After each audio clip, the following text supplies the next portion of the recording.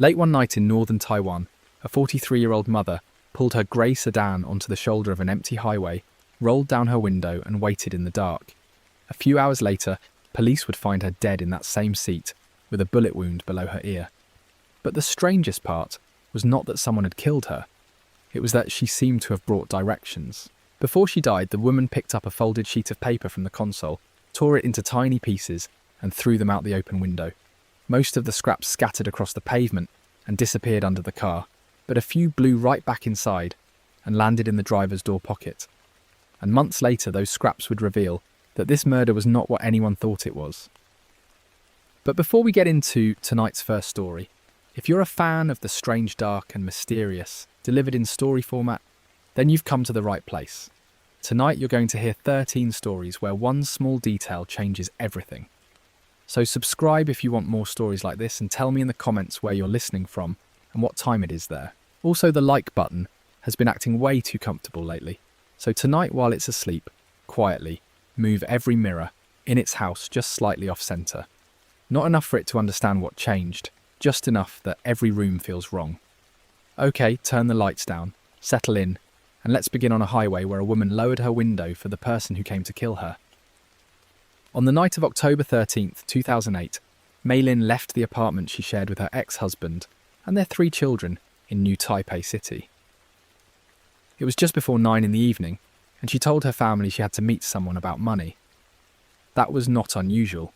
Money had been the shadow over Mei's life for years, following her into every room she entered. Mei was 43, small-framed, neatly dressed, and the kind of woman neighbours described as polite, but always tired. She worked when she could, borrowed when she had to, and smiled in public, even when her private life was collapsing. To people outside the apartment, she looked like an ordinary mother trying to keep her household steady. Inside that home, almost every conversation eventually circled back to debt.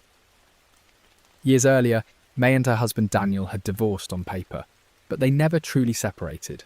They still lived under the same roof, still raised their children together, still ate dinner in the same apartment, and by most accounts they still cared about each other deeply.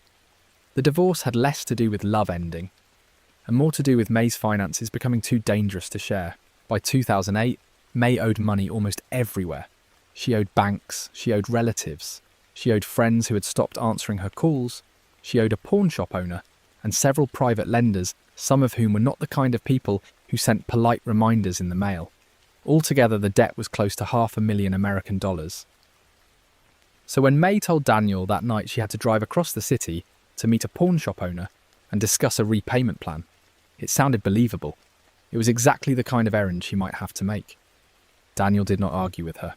Instead, he walked with her toward the elevator, and when the doors slid open, he stepped inside beside her. The elevator camera would later show the two of them standing very close together.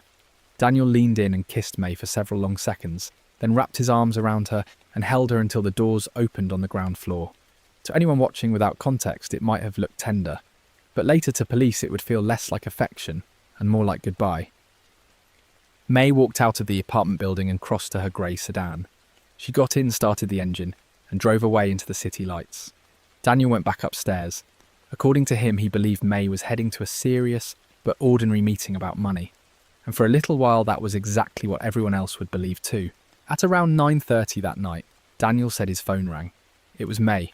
Her voice sounded tense, and she told him she was on Highway 61 and that another car seemed to be following her. Daniel told her not to panic. He said it was probably just someone going the same way, and after a short conversation, Mei appeared to accept that explanation and hung up. But after that call, Mei did not answer her phone again. Daniel said he tried calling her over and over, once, twice, then again and again, until he had called more than 10 times. Still, he said he did not call the police. He did not drive out looking for her. He simply stayed in the apartment with their children and waited for a woman who never came home. A little after 3 in the morning, a Coast Guard officer was driving his regular nighttime patrol along Highway 61. That stretch of road ran through a quiet, underlit area where there were long pockets of darkness between the lamps. As he passed under an overpass, his headlights swept across a grey sedan, parked half on the shoulder and half near the road. At first, the officer thought the car might be abandoned. Its lights were off, the engine was off. Nothing about it suggested an accident because it was not angled sharply, and there were no skid marks behind it. It looked like someone had simply pulled over, stopped in a controlled way, and then never bothered to leave. The officer parked behind the sedan and stepped out with his flashlight. As he got closer, he noticed the driver's side window was fully lowered. Inside, he could make out the shape of a person sitting in the driver's seat. For 1 second, he thought he might be dealing with someone who had fallen asleep. Then he lifted the flashlight and aimed it through the open window. The woman in the seat was not asleep. Blood covered the side of her head and had run down onto her chest. The officer recoiled, then grabbed his radio and called for backup. The highway around him was almost silent, except for the sound of distant cars, and his own voice trying to stay calm as he reported a body in a parked vehicle. Within minutes, police and emergency workers arrived. The EMTs checked the woman, but there was nothing they could do. She had a small circular wound just below her left ear, and nearby officers found a spent casing on the ground. Inside the car, there were tiny fragments of metal that looked like pieces of a bullet. What they did not find was a gun. The officer in charge that morning was Detective Hahn, a careful, quiet investigator who had seen enough crime scenes to know when one felt wrong. And this one did. May had not swerved off the road. She had not been dragged from the vehicle. Her seatbelt was still in place. Her phone was not thrown across the car, and there was no sign she had fought anyone. The open window bothered Han most of all. If a stranger had walked up to May's car at night, she should have panicked. She should have tried to drive away, lock the door, or at least raise the glass. But instead, the window was already down, and everything about her final position suggested she had sat there calmly until the shooter came close. Han looked at the car, the empty road, and the woman in the seat, and a simple thought formed in his mind. May probably knew the person who killed her, or at the very least she believed she knew why that person was approaching. There was no chaos in the scene, just a woman parked in the dark waiting. As the crime scene team searched the sedan, one officer called Han over to the driver's door. In the pocket below the window controls, he had found 4 little scraps of paper. They were torn from something larger, and each one had handwriting on it. One scrap showed a number. Another had part of a word. The others had fragments that made no clear sense. The officers tried arranging them on the hood of a patrol car, but nothing fit together. One looked like part of an address, maybe. Another looked like a broken street name, but the pieces were too small and too random to mean anything on their own. Hans stared at them for a long moment, then told the team to bag them anyway. At that point, the scraps seemed almost useless. They could have been trash. May could have torn up a receipt, a note, a list, anything. But Han had learned not to throw away details just because they were quiet. The loud evidence was the bullet. The quiet evidence was the paper. And sometimes the quiet evidence was the part that survived because nobody feared it. Later that morning, police traced the car and confirmed the dead woman was Mei Lin. Then Han and another investigator drove to the apartment complex where she lived with Daniel and the children. It was a large building with bright tile floors, security cameras, and neighbours who would later say that they had seen the family many times but never really knew what happened behind their door. When Daniel opened the apartment door, he looked surprised to see police. Han introduced himself and asked if Daniel had spoken to May recently. Daniel nodded and explained the story about the pawn shop meeting the highway and the car that May said was following her. He spoke quickly, as if he had already been rehearsing the sequence in his mind. Han listened without interrupting.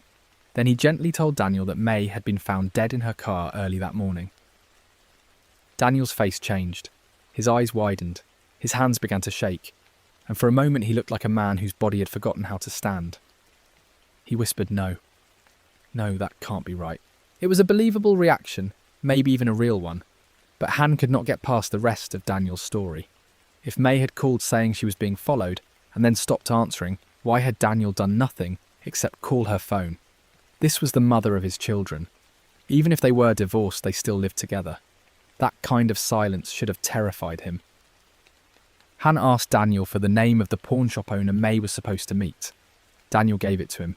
He also repeated that May had called from the highway around 9:30 and that she was worried about another car. Han thanked him, but as he left the apartment, he already knew the next step. Daniel's story needed to be tested against the world outside his mouth. The first thing police checked was the apartment building's surveillance footage.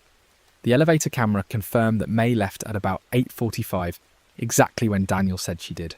But it also showed Daniel riding down with her, kissing her, and holding her in that unusually long embrace. Han watched the footage more than once, and each time it felt stranger. It was not just that they were divorced. People stay close after divorce all the time. What bothered Han was the publicness of it. In their culture, especially among middle-aged couples, that kind of display in a building elevator was not typical. It looked like a private farewell performed in a place where the camera could see it. Then the pawn shop owner made the story worse. When officers found him and asked about May, he confirmed that she owed him money, but he said he had no meeting scheduled with her that night. He had not expected her.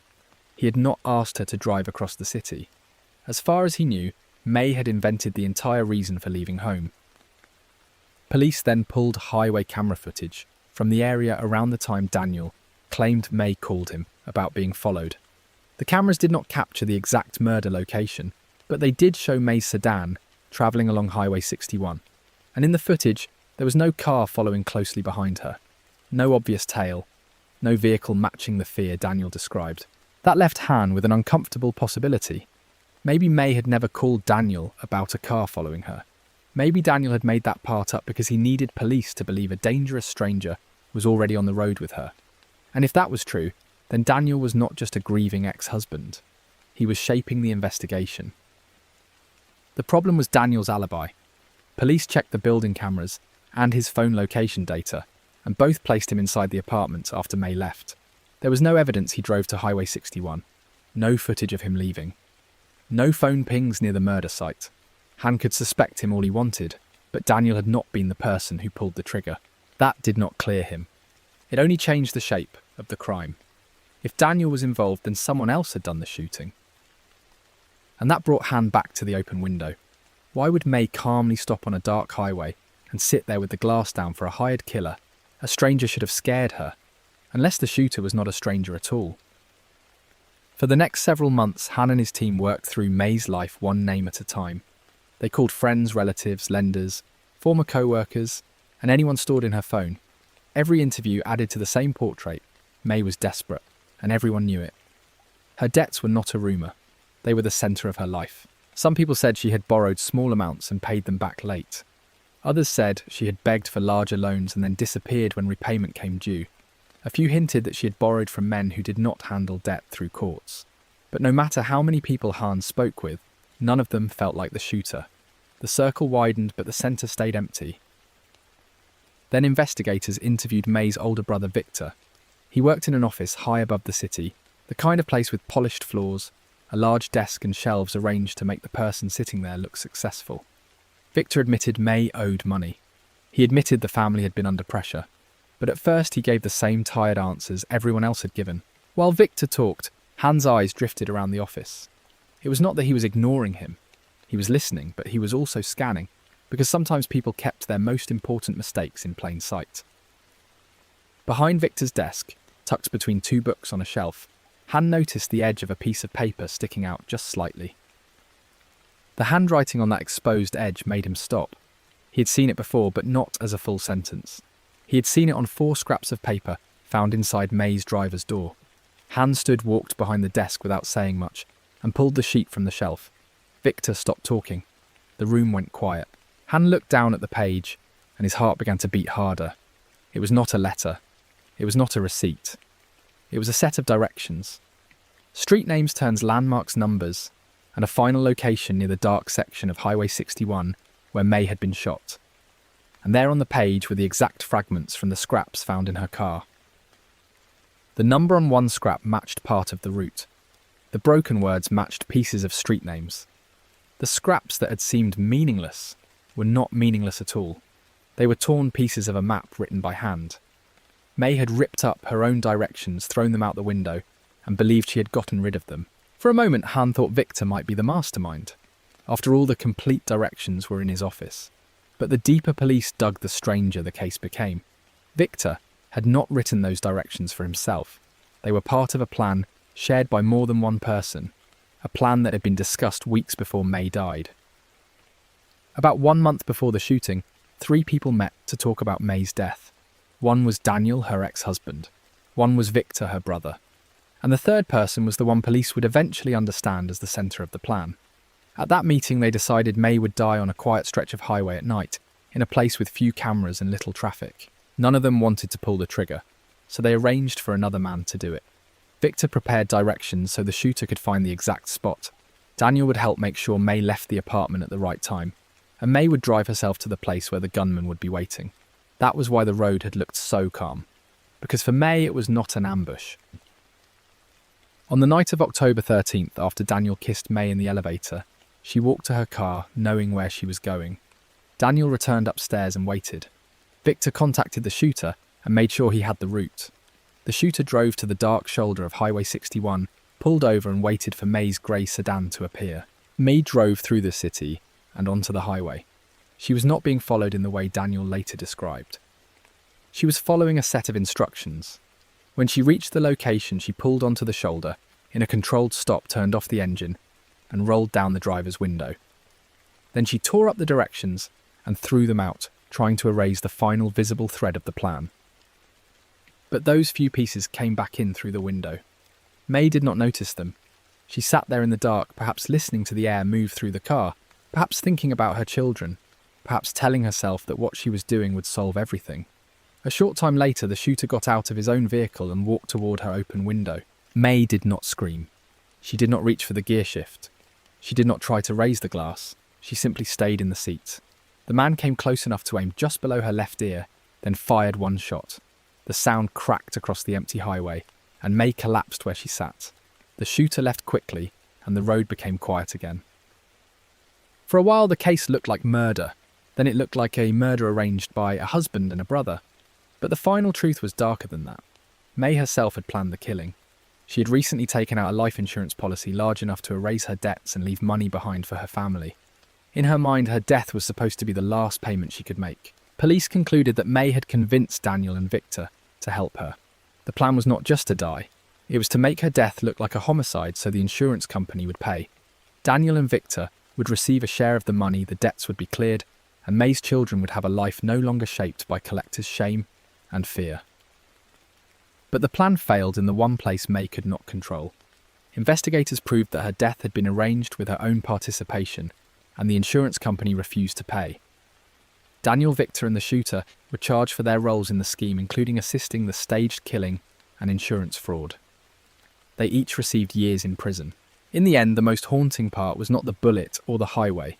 It was how carefully May had tried to turn her own death into an act of rescue, and how completely that idea collapsed. She had believed she was leaving her family money. Instead, she left them a crime scene, a prison sentence, and a truth no child should ever have to carry. And of all the things May planned that night, the timing, the location, the open window, the fake story, the hired gun, the one thing she did not plan was the wind.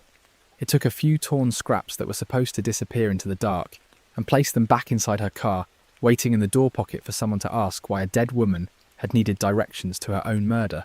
The breeze on Highway 61 carried the smallest pieces of May's plan back to the place where she died, as if the road itself refused to let the secret scatter. But in another country years earlier, there would be no paper left behind at all, just a farmhouse, a crying baby, and the impossible question of who had come back to feed her after her parents were already gone.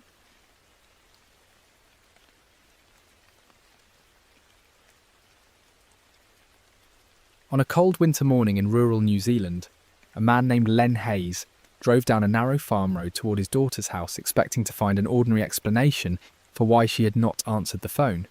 Maybe the line was down. Maybe she and her husband were out with the baby. But when Len stepped onto the porch, the house was too quiet for a working farm. Len knocked first, then called through the door. Nobody answered. He opened it and stepped inside, and almost immediately he heard the sound that made his stomach tighten. It was a baby crying from somewhere deeper in the house. The cry was tired and thin, like it had been going for a long time, but it was still alive. That was the first thing that did not make sense.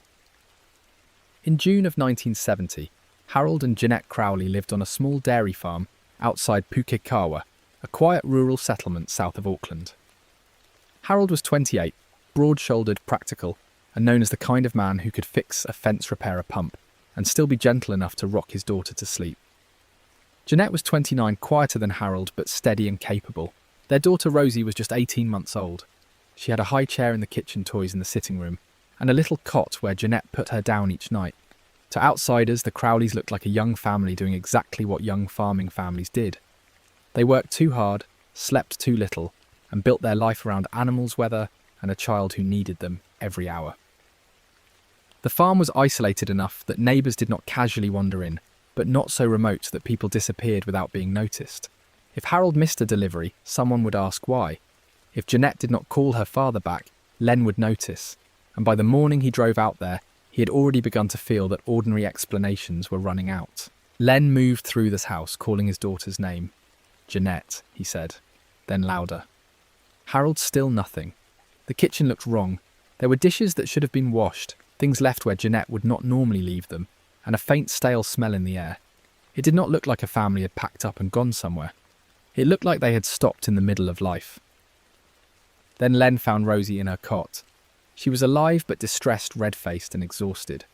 That alone was terrifying because a baby that age could not care for herself. Somebody had been feeding her. Somebody had given her enough to keep her alive for days. But whoever had done that had not called police, had not called family, and had not stayed. Len picked Rosie up and held her against his chest, trying to calm her while his eyes moved around the room. He saw more signs that something was deeply wrong. There were bloodstains inside the house. Not everywhere, not like a scene from a nightmare, but enough to make his breath catch. Enough to tell him his daughter and son-in-law had not simply gone out. At first, even then, the mind looks for the least terrible explanation. Maybe Harold had been hurt and Jeanette had driven him somewhere. Maybe there had been an accident outside and Rosie had somehow been left behind in panic. But the longer Len stood there with the baby in his arms, the less those explanations worked. No mother like Jeanette would leave her child alone. Police arrived soon after, and the little farmhouse became the centre of a search that spread across paddocks, ditches, sheds, roads and riverbanks. Officers found blood inside the house and they found signs that something violent had happened there. But Harold and Jeanette were gone. Their car was gone too, and there was no clear sign of where they had been taken. The question that haunted everyone from the beginning was simple. Who had fed Rosie? The baby appeared to have survived for several days after her parents vanished. That meant someone had entered the farmhouse after the violence stood inside that silent home, and cared for the child just enough to keep her alive. Whoever did that had walked past the blood and said nothing. In small communities, rumours move faster than police cars. People in Pukekohe began looking at each other differently. A farm worker became suspicious because he knew the family. A neighbour became suspicious because he had been nearby. Old arguments were pulled out and held up to the light. And because the Crowleys seemed like normal people, the idea that someone close had done this felt both impossible and obvious. Investigators focused first on the farm itself. They searched for weapons, shell casings, drag marks, anything that might explain the blood inside the house. They questioned neighbours and relatives trying to rebuild the last known movements of Harold and Jeanette. But the farmhouse kept giving them fragments, not answers. It showed violence, but not the full shape of it. Then days after the first discovery, the Waikato River began to give up what the house had hidden. Harold's body was found in the cold water, weighted down with heavy engine parts. Later, Jeanette's body was found as well. The couple had not run away. They had been killed, removed from their home and dumped where someone hoped the river would keep them. The discovery changed the atmosphere of the case completely. This was no longer a strange disappearance. It was a double murder with a child left behind, and the way the bodies had been disposed of suggested planning. Someone had access to heavy metal parts. Someone had time. Someone had known the area well enough to choose the river and believe it could hide two people. For the police, the pressure became enormous.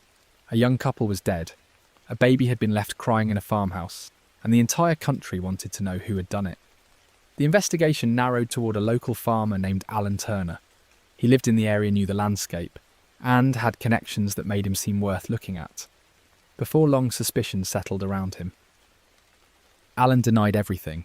He insisted he had not killed Harold, and Jeanette had not dumped them in the river, and had not staged anything in their home.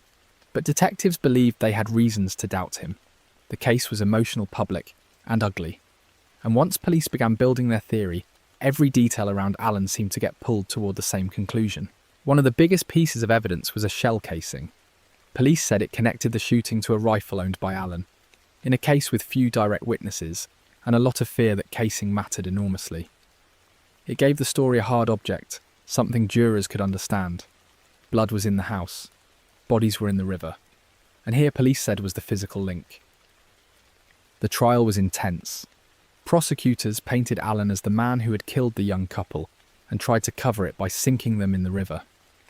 The defence pushed back, arguing that the investigation was flawed and that the evidence did not prove what police claimed it proved. But in the end, Alan was convicted. To many watching from the outside, it seemed the case had finally closed. But here's the thing. Even after the conviction, the story did not sit right with everyone. There were questions that kept coming back. Why did parts of the timeline feel uncertain? Why did the evidence seem too neat in some places and too thin in others? And most of all, why did that question about Rosie still feel like it had never been answered? Alan's supporters kept fighting. They argued that he had been framed, that police had rushed toward him, and that the shell casing the piece of evidence that helped hold the case together had appeared under deeply suspicious circumstances. At first, those claims sounded outrageous. Accusing police of planting evidence is a serious thing, but over time the doubts did not fade. They grew. Years passed and the case became less like a solved murder and more like a wound that would not close. Alan was convicted not once but twice.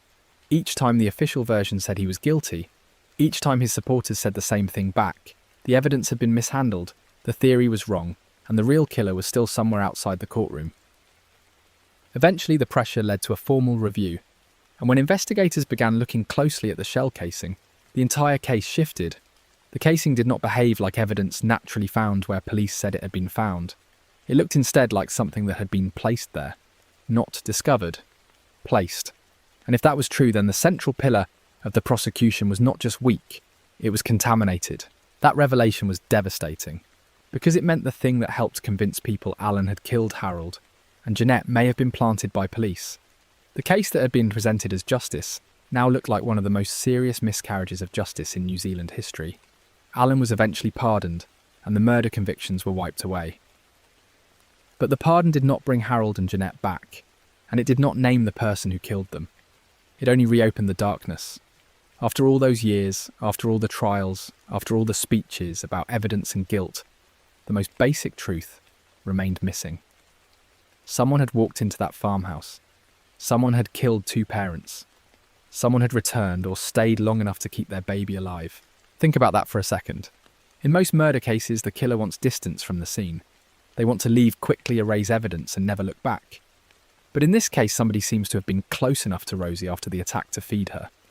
That detail feels almost merciful at first, until you remember what it means. It means the person had time to make a choice. They could have called for help. They could have left a message. They could have placed the child somewhere safe. Instead, they gave her just enough care to survive, while allowing the disappearance of her parents to stretch out for days. It was not kindness. It was control. It kept the scene quiet. It delayed discovery. And it turned an innocent baby into the strangest witness in the whole case. What police believe happened in the broadest sense is this. On or around the night, Harold and Jeanette vanished. Someone came to the Crowley farmhouse. The couple either knew this person or had no immediate reason to fear them because there was no sign of a wild struggle spilling across the property. Then inside or near the house, the situation turned violent.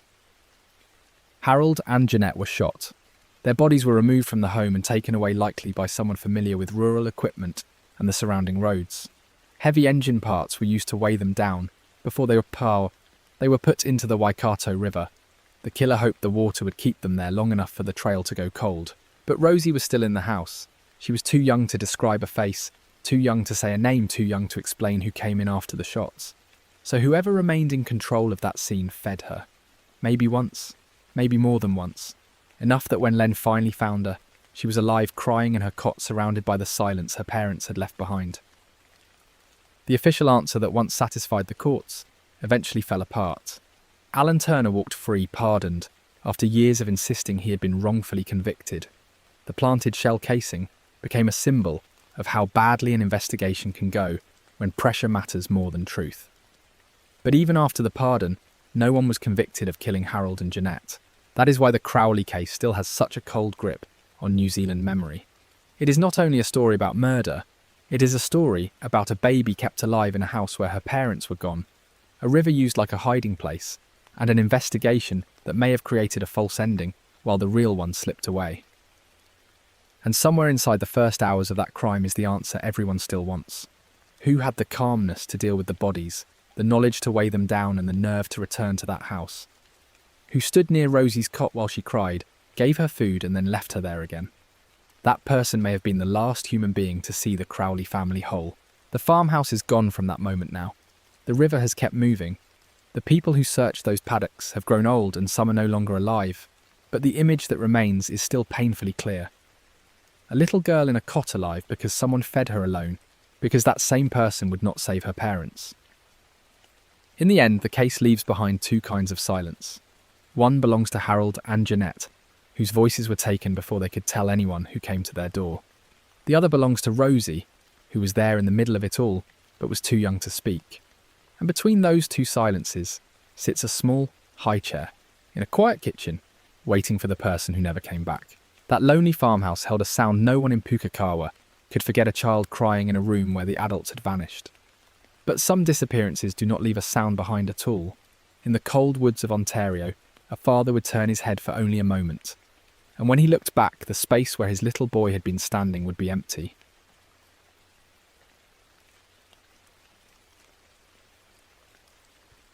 On a warm June afternoon in Ontario, a 5-year-old boy named Evan McNeil stood near the edge of a quiet lake holding a fishing rod that was almost too big for him. His father was only a few steps away, helping one of the older children untangle a line. Evan was close enough that if he spoke, his father could hear him, but when his father turned back, Evan was gone. At first, nobody screamed. That came later. In the first few seconds, the whole thing felt too small to be an emergency. A child had wandered behind a tree or stepped down toward the water, or followed a patch of sunlight into the brush. His father called his name once, then twice, expecting a little voice to answer from somewhere nearby. The woods stayed quiet. The McNeil family had come to Holmes Lake that day because it was the kind of place where nothing was supposed to happen. It was tucked into a stretch of Ontario woods with still water, narrow trails, and enough open space near the shore for a father to keep an eye on his kids. There were no crowds, no traffic, no strangers pressing in from every side.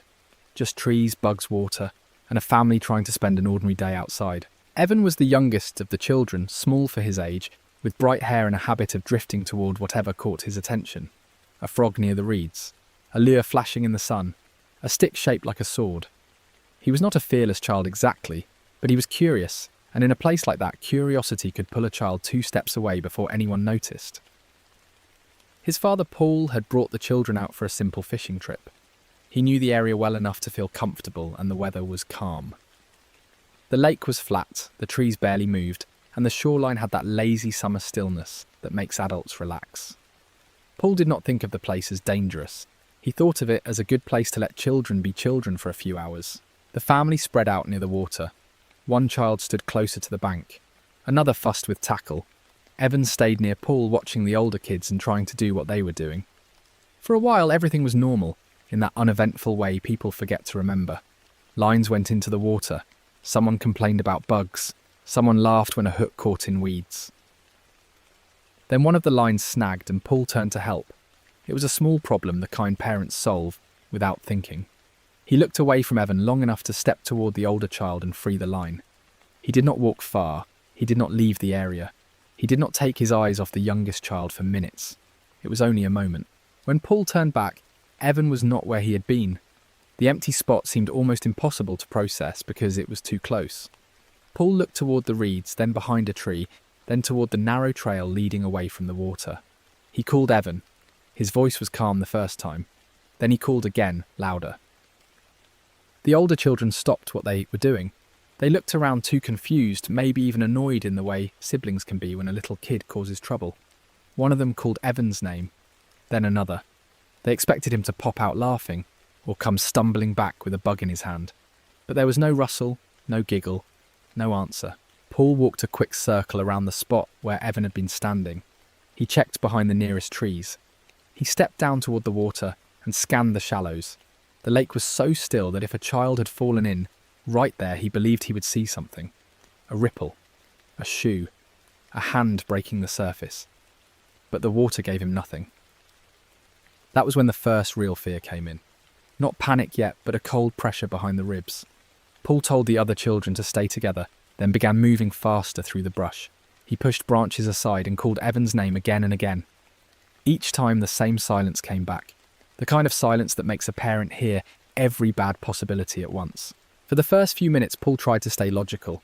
Evan was 5. He could not have gone far. He might be hiding or scared or turned around behind a stand of trees. Children do strange things when they think they are in trouble. So Paul made his voice softer and said, "Evan, it's okay. Come on out." But nothing moved. Soon the search widened. People nearby were told a child was missing, and suddenly the quiet fishing trip became a grid of adults calling into the woods. They checked the shoreline first because the lake was the obvious fear. Then they checked the trails, the brush, the little dips in the ground where a child could fall and be hidden by ferns. The strange thing was how quickly the area stopped making sense. Evan had disappeared from a place that was not supposed to allow a disappearance. He had been too close to his father. The woods were thick in places, but not endless at the shoreline. The lake was dangerous, but it was right there, visible and calm. Every explanation seemed possible for a second, then failed. By late afternoon, police and volunteers were arriving. The tone changed from family panic to organised emergency. Men and women spread out in lines, pushing through brush and calling Evan's name. They looked under fallen branches behind rocks around the waterline and along any path a frightened child might take. They expected to find him tired, scratched and crying somewhere close. Search dogs were brought in, and that gave everyone a little hope. A dog can follow what humans miss: a scent on leaves, a trace on damp ground.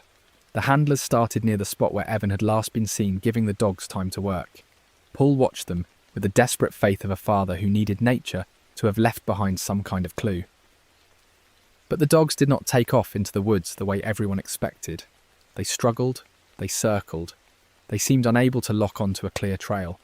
That did not mean there was no scent at all, but it meant there was no clean path saying this is where the boy went.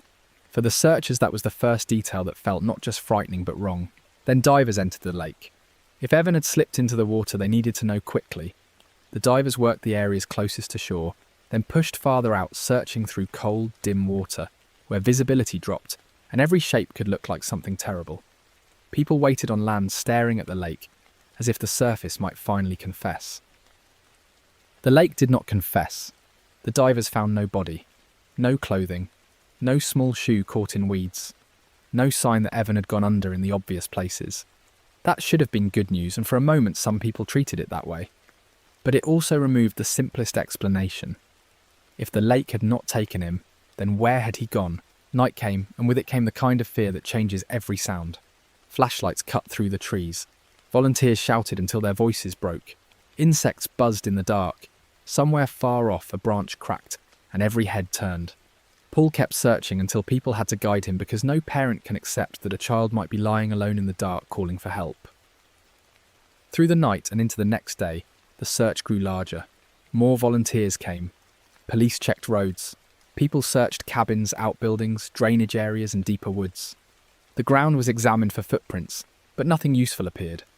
No dropped toy, no torn cloth, no trail of broken branches clear enough to say a small boy passed this way. Every theory had a problem. If Evan had wandered into the woods, why had nobody heard him?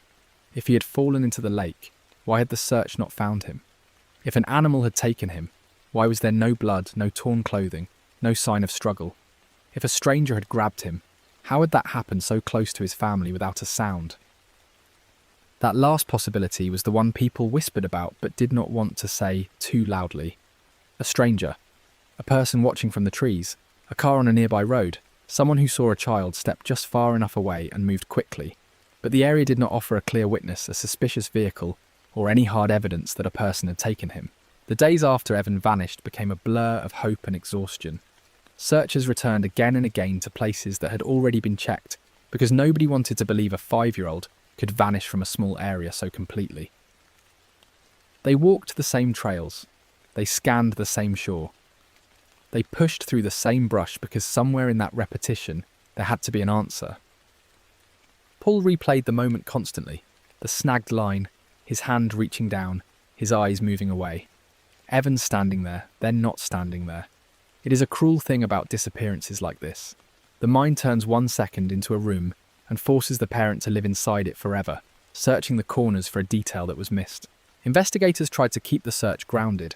They mapped the area. They reviewed who had been nearby. They checked the water again. They spoke with people who had visited the lake, people who lived in the region, people who thought they saw something but were not sure. Most of those leads dissolved as soon as they were touched. And so the case became defined less by what was found than by what was not found. No confirmed footprints, no scent trail that led to a child, no clothing in the brush, no remains in the water, no witness who could say they saw Evan leave. In some cases, a single clue can bring the whole story into focus. Here, the absence of clues became the story. As weeks turned into months, the search changed shape. It was no longer a rescue in the way everyone had prayed it would be. It became a recovery, then an investigation, then finally a mystery families talk about in lowered voices. The McNeils had to return to a home where one bed stayed empty, and every ordinary sound reminded them of the child who should have been making it. Years passed and the woods around Holmes Lake kept growing. Seasons folded over the search area again and again. Snow covered it, spring thawed it, summer leaves hid the ground. People came back with new ideas, new maps, new equipment, and the same old hope that maybe time had shifted something loose. But the lake and woods continued to give back almost nothing. At one point, years later, there were reports that a diver might have found something unusual at the bottom of the lake. That kind of rumour can reopen an entire wound. A family hears it and cannot help imagining the phone call that finally ends the waiting. But whatever was seen or suspected never became the answer everyone needed. It did not bring Evan home. The most likely explanations still circle the case like birds that never land. Maybe Evan wandered farther than anyone thought, and the search somehow missed him. Maybe he entered the water in a place no one expected, and the lake concealed him in a way divers could not overcome. Maybe someone else was there that day close enough to act quiet enough to vanish with him. But none of those possibilities fits cleanly. A 5-year-old can wander, yes, but he was surrounded by people searching almost immediately. A lake can hide terrible things. Yes, but repeated searches found no clear evidence. A stranger can take a child. Yes, but there was no confirmed sighting, no scream, no trace of a struggle. Every door opens halfway and then stops. What makes Evan's disappearance so hard to sit with is the distance. He was not blocks from home. He was not gone for hours before anyone noticed. He was not a teenager with secret plans or an adult with debts and enemies. He was a little boy standing near his father during a family fishing trip, close enough to be seen, close enough to be called back. The reconstruction of those final seconds is painfully simple. Evan stood near the shoreline watching the water and the older kids. Paul turned to help with the fishing line. Evan moved or was moved out of view. By the time Paul looked back, whatever happened had already happened. No one saw the direction. No one heard the moment. No one knew that ordinary life had just split in two. Maybe Evan saw something and followed it. A frog, a bird, a flash of red from a lure caught on a branch. Maybe he stepped behind the trees and kept walking, because every child believes the next opening will lead back to where they started. Or maybe the truth is much darker, and someone saw that tiny gap in attention and understood exactly how short a second can be. For Paul, that second became the rest of his life. It is easy for strangers to talk about what a parent should have done, how close a child should be, how fast someone should react. But the horror of this case is that nothing dramatic had to happen first. No storm, no argument, no dangerous choice. Just a father helping one child while another stood a few steps away. The woods around Holmes Lake do not look like a place built for a mystery. They look ordinary. That may be why the story stays with people. Because if a child can vanish there in daylight during a family trip, while his father is nearby, then safety begins to feel like something thinner than we want to believe. Not absent exactly, just fragile. No one has ever been able to say with certainty what happened to Evan McNeil. His name remains tied to that lake that afternoon, and that impossibly small window of time. The official file can hold dates, maps, search notes and theories. What it cannot hold is the feeling of turning around and seeing empty space where your child had just been. And so the last image is not dramatic. It is not a chase through the woods or a shadow by the road. It is a fishing spot beside still water, a father's voice carrying through the trees, and a small red lure snagged above the lake moving slightly in the breeze, while everyone calls for a boy who does not answer. Holmes Lake kept its silence for decades, and the trees grew around the place where Evan was last seen. But far south of that cold Canadian water, another person would disappear in a place that should have been even safer. Not a forest, not a remote trail. Just a bright beach near a hotel where a young woman stepped out for a short walk and never made it back.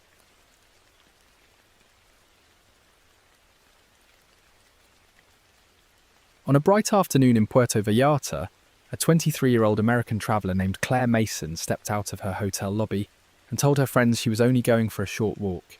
The beach was right there, just beyond the palms and the line of parked cars. She had no bag, no plan, and no reason to be gone long. 5 minutes later, she was seen near a white Jeep. At first, nobody thought that detail mattered. Puerto Vallarta was full of Jeeps, tourists, hotel workers, drivers, men offering rides, men selling tours, men asking questions that sounded friendly enough. Claire was young, social, and adventurous, so if she stopped to talk to someone, that was not alarming by itself. What made it alarming was that after that moment, she was never seen again. Claire had come to Mexico in the winter of 1971 with the kind of loose confidence that belonged to a certain kind of traveller in those years. She was from the United States, restless, warm with strangers, and curious about places that felt less polished than the life she had left behind. Friends said she had a way of making a small trip sound like the beginning of a much bigger story. Puerto Vallarta still had the glow of a place becoming famous. There were hotels and beaches and restaurants built for visitors, but just beyond them were dusty roads, fishing boats, half-finished buildings, and neighbourhoods where tourists stood out the second they left the main strip. That contrast was part of the attraction. It made everything feel a little more real and a little less safe. Claire was staying near the Hotel Camino Real with a small group of friends. They had spent the morning moving slowly, eating breakfast late, talking about what they wanted to do next, and drifting between the shade and the beach. Nothing felt urgent. The ocean was bright, the air was hot, and the day had the lazy rhythm of a vacation that had not yet taught anyone to be careful. Sometime that afternoon, Claire told the others she was going outside for a short walk. She did not pack as if she planned to be gone for hours. She did not take everything she owned. She did not say goodbye in a way anyone later remembered as strange. It was the kind of sentence people barely hear because it sounds so harmless. I'll be right back. That phrase would become one of the cruelest parts of the story, because when someone says they will be right back, the people who love them do not immediately start the clock. They finish their drink. They keep talking. They look out toward the beach once or twice and assume the person is just taking longer than expected. The panic comes later after the ordinary explanations have been used up. Claire walked out into the afternoon light. The beach near the hotel was active enough that she would not have felt alone. There were people moving between the road and the Sand Hotel guests, carrying towels, vendors, calling out softly, and drivers waiting near vehicles with dust on the tyres. If danger was nearby, it did not announce itself. It wore the same bright daylight as everything else. A short time later, a witness would say they saw Claire speaking with a man near a white Jeep. The description was not enough to solve anything. It was not a license plate, not a full name, not a clean identification. Just a woman, a man, a white Jeep, and a moment on a coastal road. At the time, it probably looked like nothing at all. Back at the hotel, Claire's friends eventually noticed she had been gone longer than she said she would be. They looked toward the beach, then they checked the lobby, then they walked outside and scanned the path, expecting to spot her, walking back with sandals in her hand or laughing because she had lost track of time, but Claire did not appear. At first they tried to keep the worry small. Maybe she had met other travellers. Maybe she had gone into a shop. Maybe she had taken a short ride to see something and would come back embarrassed that she had worried everyone.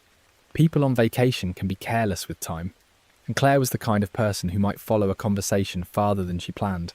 But as the afternoon thinned and the light began to change, those explanations started to feel weak. Her belongings were still where she had left them. There was no message, no note, no phone call. No one at the hotel could say she had returned. The short walk had opened into a silence, and everyone who knew Claire began to understand that something was wrong. Her friends retraced the obvious paths first. They walked to the beach, asked hotel staff, checked nearby restaurants, and looked along the road where cars and jeeps moved in and out through the dust. They said her name to people who looked confused, then to people who looked annoyed, then to people who seemed to understand that this was no longer just a missing tourist who had stayed out too late. Someone mentioned the white Jeep. That became the first real shape in the fog. A man had been seen talking to Claire. Maybe he had offered a ride. Maybe she had asked for directions. Maybe there was nothing suspicious about it at all. But because there was nothing else, that Jeep became the thing everyone circled back to again and again. The local police were notified, but from the beginning, the response felt slow and uncertain. Part of the problem was that Claire was an adult. She had walked away on her own. There were no screams reported, no body, no blood, no clear crime scene. And in a tourist town, There was always a quiet pressure to treat bad news like a misunderstanding, until it absolutely could not be ignored. Claire's friends and family did not have the luxury of waiting. They pushed for searches, made calls, and tried to get officials to take the disappearance seriously. They asked about roads leading away from the hotel men who drove white jeeps, people who worked around the beach, and anyone who might have seen a young American woman after that afternoon. The answers were thin. The story began to spread beyond the hotel. A missing traveller in Mexico was the kind of news that frightened families back in the United States, especially in that era when young people were crossing borders more freely, and parents were often left with only postcards, delayed calls and hope. Claire's family wanted every agency to move faster, but each border in the investigation seemed to slow everything down. Mexican authorities had their own procedures. American officials had limited reach. Witness statements were incomplete, and each passing day made the memory of the white jeep less useful. Was it parked or moving? Was the man local or foreign? Did Claire seem comfortable, confused, pressured, or simply polite? The more people asked, the less certain the details became. There were theories almost immediately. One said Claire had accepted a ride from the wrong man. Another said she had been kidnapped. Another suggested she had wandered somewhere unsafe and suffered an accident that was then covered up to protect the growing tourism industry. There were even whispers about officials not wanting the case to damage the bright new image of Puerto Vallarta. That was one of the most painful parts for Claire's family. The place looked like paradise in brochures. Blue water, white hotels, palm trees. A place where Americans could feel free and glamorous and far from home. But when Claire vanished, paradise became a wall. Everyone could see the beach she had walked on, but no one could say where the next step had taken her. Searches continued, but nothing solid surfaced. No confirmed sighting after the jeep. No clothing found in a ditch. No body in the water. No driver brought forward with an explanation that ended the fear. The case became a collection of fragments, and every fragment pointed toward the same empty centre. Claire had been there in daylight near other people, and then she was not. Her family pressed harder. They contacted anyone they thought might help, including officials who could put pressure on the Mexican government. They asked for cooperation records, interviews, searches of areas beyond the hotel zone. Each new effort carried a little hope, because families cannot survive without imagining that the next call might be the call that changes everything. But the investigation was plagued by distant bureaucracy and time. Leads aged, people moved, the white jeep became harder to trace. Some witnesses became uncertain. Others disappeared into the background of a town that was changing quickly. Hotels filled with new visitors. Roads were paved. Businesses opened. The exact Puerto Vallarta Claire had walked through began to vanish too. For the people who had last seen her, the guilt became its own kind of prison. They replayed the afternoon again and again. Should they have gone with her? Should they have followed sooner? Should they have worried after 10 minutes instead of 30? But that is the trap of disappearances. They turn normal trust into something that feels like negligence after the fact. The truth is, nothing about Claire's walk should have required a rescue plan. She was near her hotel. It was daytime. She was not going into the jungle or leaving with a packed suitcase. She was doing something people do every day without thinking. That is why the story is so disturbing. The danger did not come from an obviously reckless choice. It came from one ordinary gap. Investigators looked at the possibility that Claire had left willingly. Maybe she met someone and decided to travel. Maybe she wanted to start over. But that theory never fit very well. Her things were left behind. Her plans were unfinished. Her friends expected her back. Nothing about her departure looked like a planned disappearance. It looked like a short errand that had been interrupted. Another theory was accidental death. The coast could be dangerous. Roads were rough cliffs and hidden edges existed outside the tourist paths, and water can take people without leaving much behind. But an accident did not explain the white jeep. It did not explain why no one found her. And it did not explain why a 5-minute walk became a permanent disappearance. Then there was the darker possibility, the one everyone feared from the beginning. A man in a jeep offered a ride or used charm or created just enough trust for Claire to step closer. Maybe he knew the area and understood which roads were quiet. Maybe he had done something like this before. Maybe Claire realised too late that she had moved from a public place into someone else's control. No one could prove that version, but it haunted the case because it required only a few minutes. A short conversation, a door opening, a vehicle turning away from the hotel. By the time Claire's friends noticed she had not returned, The road could have carried her far beyond the beach, into places no tourist would know how to describe. As months passed, the case became colder, but the family's need for answers did not shrink. If anything, it sharpened. A missing person with no ending forces everyone to live in two worlds. In one, Claire might still be alive somewhere, waiting, unable to return. In the other, she is gone, and the only mercy would be knowing where and how. Neither world lets anyone rest. Years later, the details remained painfully few. A hotel, a beach, a short walk, a man, a white jeep. Those are not enough to build justice from, but they are enough to build a nightmare. Because they are ordinary things. They could belong to any vacation photo. They could sit in the background of a happy memory while something terrible begins just out of frame. What most likely happened to Claire can only be reconstructed in possibilities, not certainties. She left the hotel intending to come back quickly. She walked near the beach and crossed paths with a man connected to a white jeep. For some reason, she stopped to speak with him. Maybe he seemed friendly. Maybe he offered directions. Maybe he said he worked nearby. If Claire got into that jeep, she may have believed it would be for a short ride. Perhaps he said he knew a better viewpoint, a shop, a quiet stretch of beach, or someone who could help with whatever small thing had come up. A traveller in a foreign place often has to trust strangers in small ways. Most of the time that trust is harmless. Sometimes it is the opening someone waits for. The jeep could have left the hotel area in minutes. It could have turned off the busier road onto a quieter track, past construction palms, low houses, and places where a scream would not carry back to the beach. By the time anyone realised Claire was missing, the vehicle might have been parked somewhere else, entirely washed, hidden, or simply folded back into the normal traffic of town.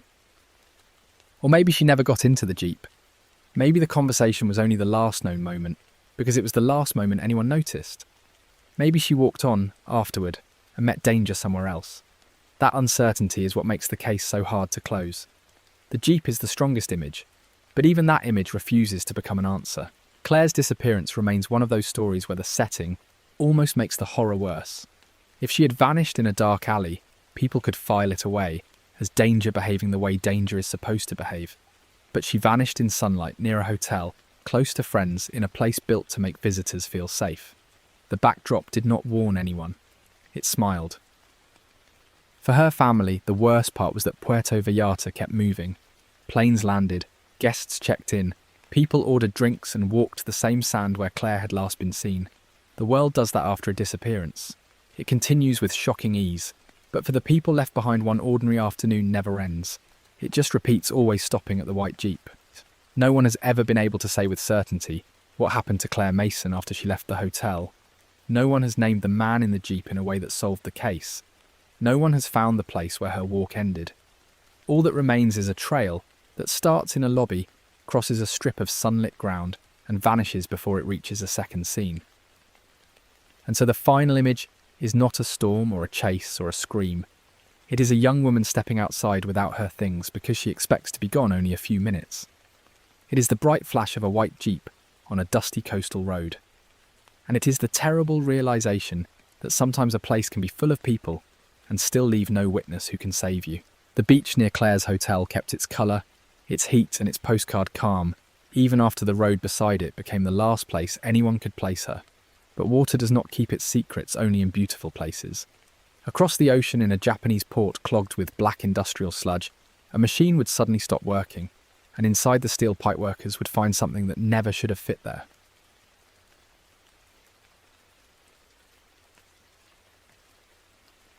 On a humid morning in August of 1971, a dock worker at Tagonoura Port in Japan stood beside a massive dredging pipe and listened as the machine began to choke. The pumps had been pulling black industrial sludge from the harbour floor all morning, making the same heavy metallic rhythm they always made. Then, without warning, the sound changed. At first, nobody panicked. Machines at the port jammed all the time. A rock could get wedged in the suction line, or a piece of scrap metal could get pulled from the bottom, or the sludge could thicken until the pumps had to fight for every inch. So the crew shut the system down, wiped sweat from their faces, and prepared for another dirty repair. Tagonoura Port sat along the coast of Shizuoka Prefecture, below the shadow of Mount Fuji, but by the early 1970s it did not feel like a postcard version of Japan. It was an industrial place. Factories crowded the shoreline, ships moved in and out, and the water carried the dark waste of a country building itself at terrifying speed. The men who worked there were used to ugly things. They handled oil, sludge, rusted cable, dead fish, broken nets and trash that had no obvious origin. The harbour bottom was not clean sand. It was a thick, foul layer of industrial mud that smelled of chemicals, salt and rot. So when the pipe jammed, the workers expected something unpleasant. They did not expect something human. The dredging operation had been running for days, part of a larger effort to clear the port and keep the shipping lanes usable. A suction pipe about 40 centimetres wide pulled material from below the surface and carried it through the system with brutal force. To the men on the crew, it was just a tool, loud, dangerous, efficient, and completely indifferent. When the blockage first happened, the foreman thought they were dealing with a dense wad of debris. He told 2 workers to check the line and see if the pressure had dropped because something had lodged near one of the joints. The men moved along the pipe with practiced irritation. Nobody wanted to spend the morning cutting into steel under the sun. They hammered lightly along one section, listening for the dull change in sound that told them where the clog might be. The pipe gave back a strange dead thud. One worker leaned closer, frowned, and said something was packed in there tight. Another joked that if it was another old tyre, he was going to throw it straight back into the harbour. But when they opened part of the system, the smell changed. This was not the usual smell of harbour mud. It was sharper, heavier, and sickly sweet beneath the chemical stink. One of the men stepped back and pulled his shirt over his nose. The foreman told them to stop joking, get the cutting equipment and open the line carefully. The first cut screamed through the metal. Sparks jumped. The pipe vibrated under the blade. As the opening widened, black sludge began to ooze from the gap and slap onto the ground in thick clumps. The men expected wire rope wood, maybe an animal carcass. Then one of them saw something pale inside the darkness of the pipe and froze. For a second no one said anything. The pale thing was wedged among the mud and waste partly hidden by grime, but it had a shape the human mind recognises before it wants to. A worker stepped closer, then stumbled backward so fast he nearly fell. "That's not trash," he said. His voice came out flat and small. "That's a person." The foreman ordered everyone away from the pipe and called the police. The worksite changed instantly. A few minutes earlier, men had been annoyed about a jammed machine. Now they stood in a loose circle staring at the steel line, as if something inside it might move. The pumps were silent, and without them, the whole port seemed suddenly too quiet. When police arrived, they found a scene that looked less like a murder investigation and more like an industrial accident from a nightmare. A section of the dredging pipe had been cut open.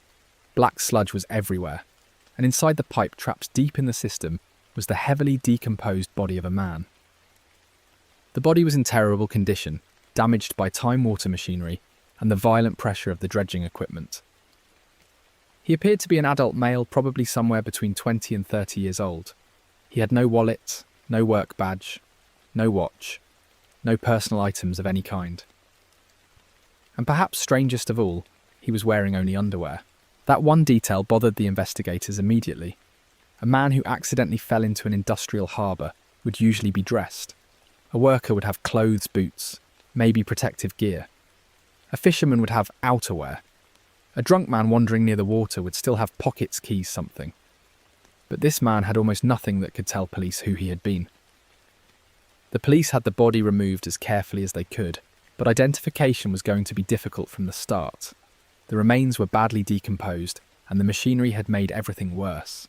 Fingerprints were either impossible or unreliable. His face was no longer useful. Even estimating how long he had been dead was complicated by water sludge and the conditions inside the pipe. Investigators began with the obvious theory. Maybe he was a port worker.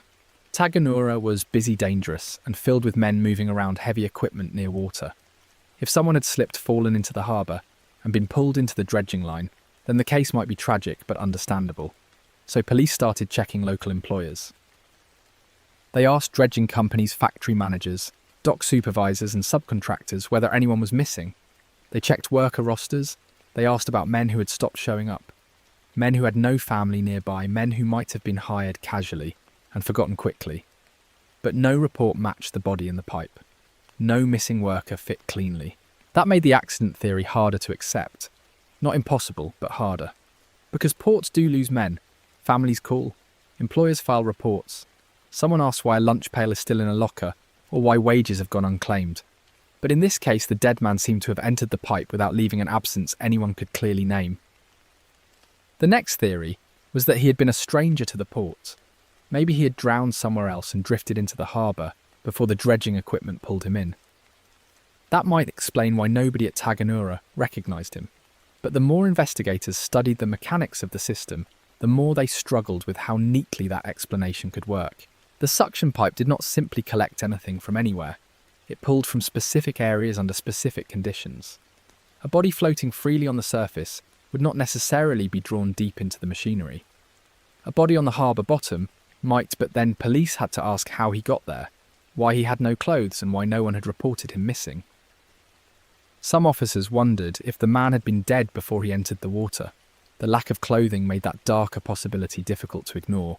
Maybe someone had killed him, elsewhere stripped him to prevent identification, and dumped him in the port, trusting the industrial sludge to bury him. If that was true, the dredging pipe had not caused the mystery. It had exposed it. In the early 1970s, ports were places where honest labour and criminal opportunity could exist side by side. Ships came and went. Men worked odd hours. Records were not always clean. A person could move through the edges of that world without many people knowing his full name.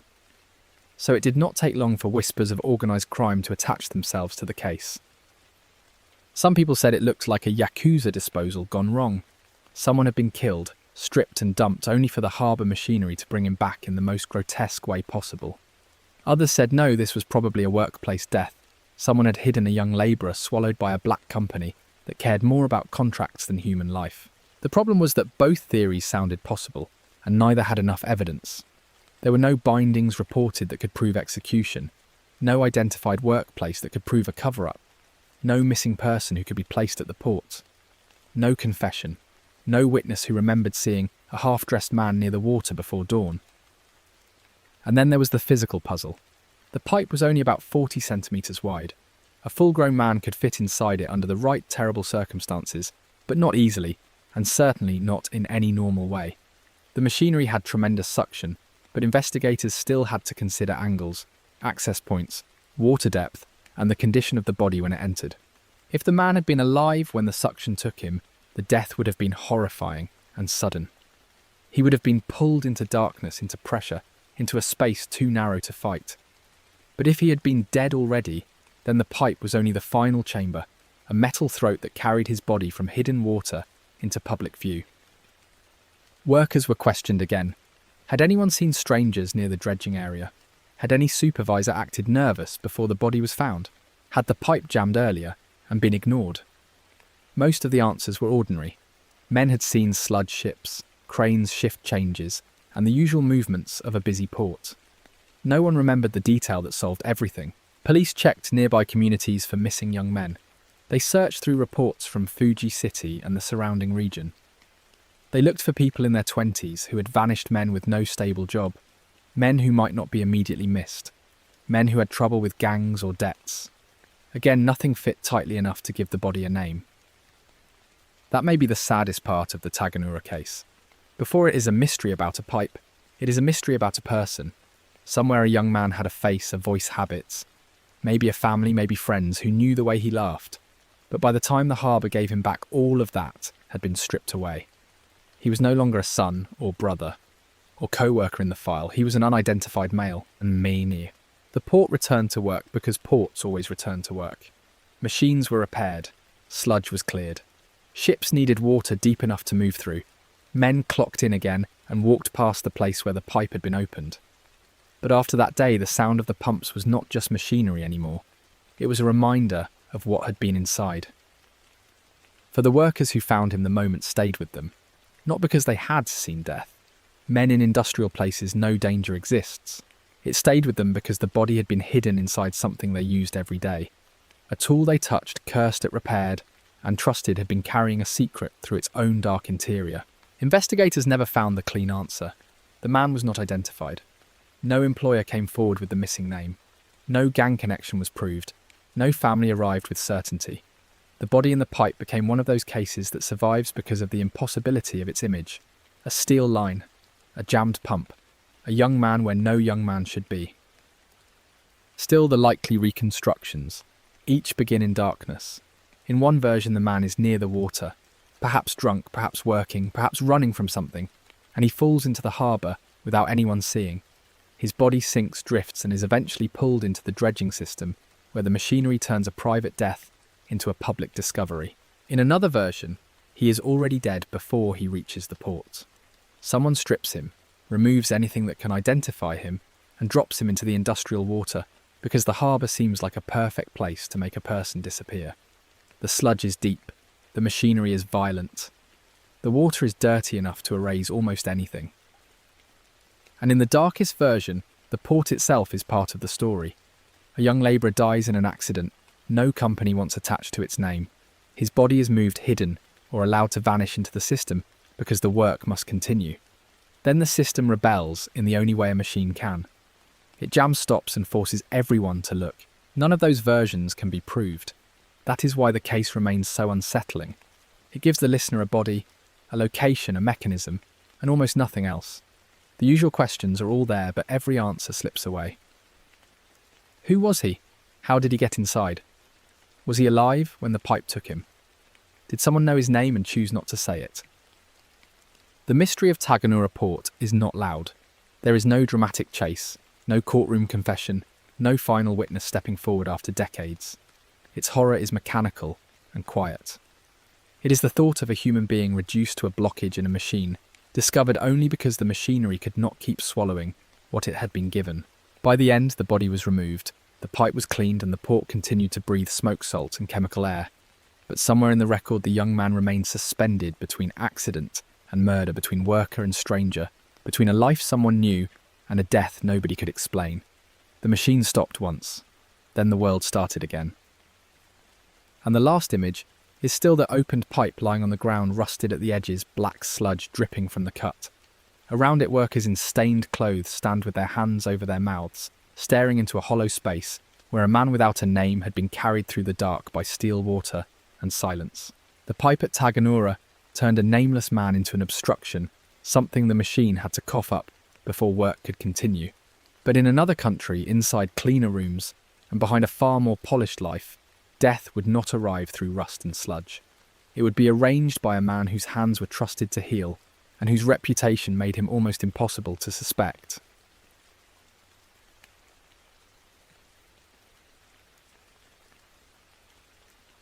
On a cool December evening in New Delhi, a 51-year-old woman named Meera Sethi stepped out of her husband's car in the driveway of their large home and adjusted the edge of her sari. Her husband, Dr. Arvind Sethi, was still beside the vehicle, speaking softly, almost casually. A moment later, someone moved out of the shadows near the gate. At first, Meera did not scream. That was one of the things neighbours would remember later, or think they remembered after the story had already spread through the city. There was only a short burst of movement, the scrape of shoes on the driveway, and then a sound that did not belong in that quiet, wealthy neighbourhood. By the time servants and neighbours understood something was wrong, Meera was on the ground. Dr. Arvind Sethi was not just any doctor. He was one of the most respected eye surgeons in India, the kind of man whose name carried weight in hospitals, government offices, and private homes, where powerful people spoke in low voices. He had treated ministers, judges, business families, and people close enough to the president that his reputation often entered a room before he did. To the public, Arvind's life looked almost perfectly assembled.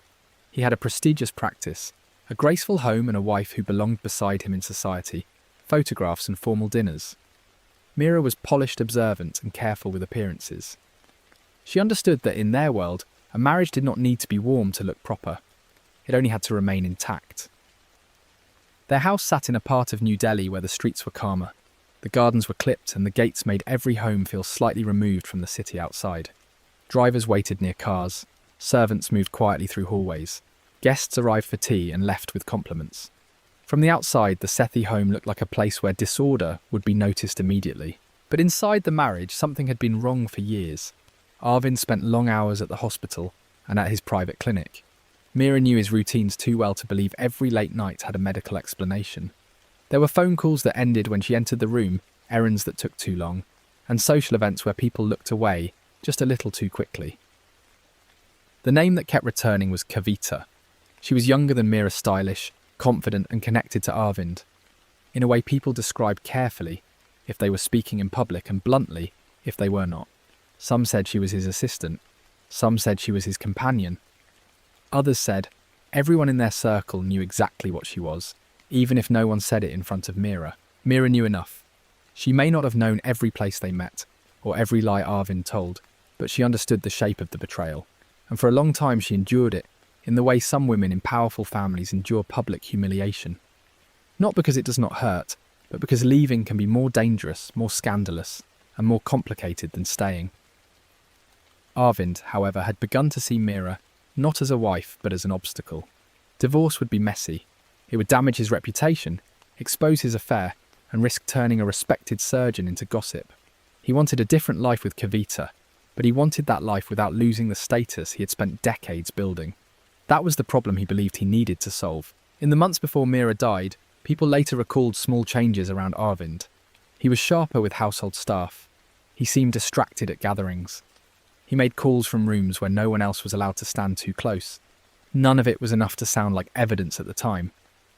It was only after the murder that every small act began to look rehearsed. On the evening of December the 4th, Arvind and Mira returned home together. The city was settling into darkness, and the driveway lights cast long shadows across the gate and the parked car. Mira stepped out first, expecting the usual walk from car to house. She had done it hundreds of times. Her home was only a few steps away. That distance should have been safe. Then two men rushed toward her. One grabbed her, and another struck with a knife. The attack was fast, frantic, and brutal enough to feel personal, but clumsy enough to seem like hired violence. Mira collapsed near the car. Arvind shouted for help, or at least that was the version people first heard. Neighbours came running. Servants froze in doorways. When police arrived, Arvind was visibly shaken. His wife had been attacked outside their own home. He was a prominent man. The scene was chaotic, and everyone around him seemed to move with the assumption that he was a grieving husband who had almost been a victim himself. That assumption would become one of the most important mistakes in the early hours of the case. The first theory was simple. Maybe this was robbery. Delhi was changing, wealth was visible, and a rich doctor's home could attract desperate men. But that explanation weakened almost immediately. Mira had not been stripped of jewellery in any convincing way. The attackers had not stormed the house. They had not demanded cash. They had come, struck her, and vanished. The next idea was revenge. A doctor like Arvind had enemies he might not even recognise as enemies. A failed surgery, a family furious over a medical outcome, a business dispute, a servant dismissed badly. Police began asking who might want to hurt him by hurting his wife. But again the attack felt too directed at Mira, and too oddly convenient for Arvind. Investigators questioned Arvind carefully at first. They asked him to walk them through the evening. Where had they gone? Who knew they were returning? How had the attackers approached? Why had they been waiting at that exact place at that exact time? Arvind answered in the calm, precise way of a man used to being trusted when he spoke. That calmness helped him and hurt him. On one hand, he sounded like a doctor trained for crisis. On the other, something about him felt too controlled. He was upset, yes, but his grief seemed to arrive in measured doses. A tear here, a pause there, a careful description of the attackers that somehow did not help police find them. Then detectives began hearing about Kavita. At first the affair came in whispers. A colleague mentioned her. A family acquaintance confirmed the relationship was not innocent. A driver remembered late trips. A clerk remembered messages. Slowly the private life of Dr. Arvind Sethi opened in front of the investigators, and it did not look like the life of a devastated husband. Kavita was brought in for questioning, and she denied anything improper at first. She said Arvind was a mentor, a close friend, a man she respected, but the detectives had already heard enough to know those words were too clean. They pressed gently, then harder. Eventually the story shifted. Yes, she was close to him. Yes, they had spoken about a future. No, she said she had not wanted Mira dead. That denial did not end the suspicion. It widened it. Because if Arvind and Kavita wanted to be together, Mira was the one person who stood in the way. And if Arvind could not divorce without scandal, then removing Mira through a random attack would solve several problems at once. It would make him a widower, not a man who abandoned his wife. Still, motive was not proof. The police needed a bridge between a doctor with an affair and the men who had come out of the shadows with knives. So they began looking for intermediaries, the kind of people who moved between respectable homes and criminal errands. Drivers, fixers, men who knew men, people who could arrange violence without the person paying for it ever holding a weapon. That was when the case began to move. A name surfaced then, another. A man who had been seen near the Sethi home. A contact who knew Kavita.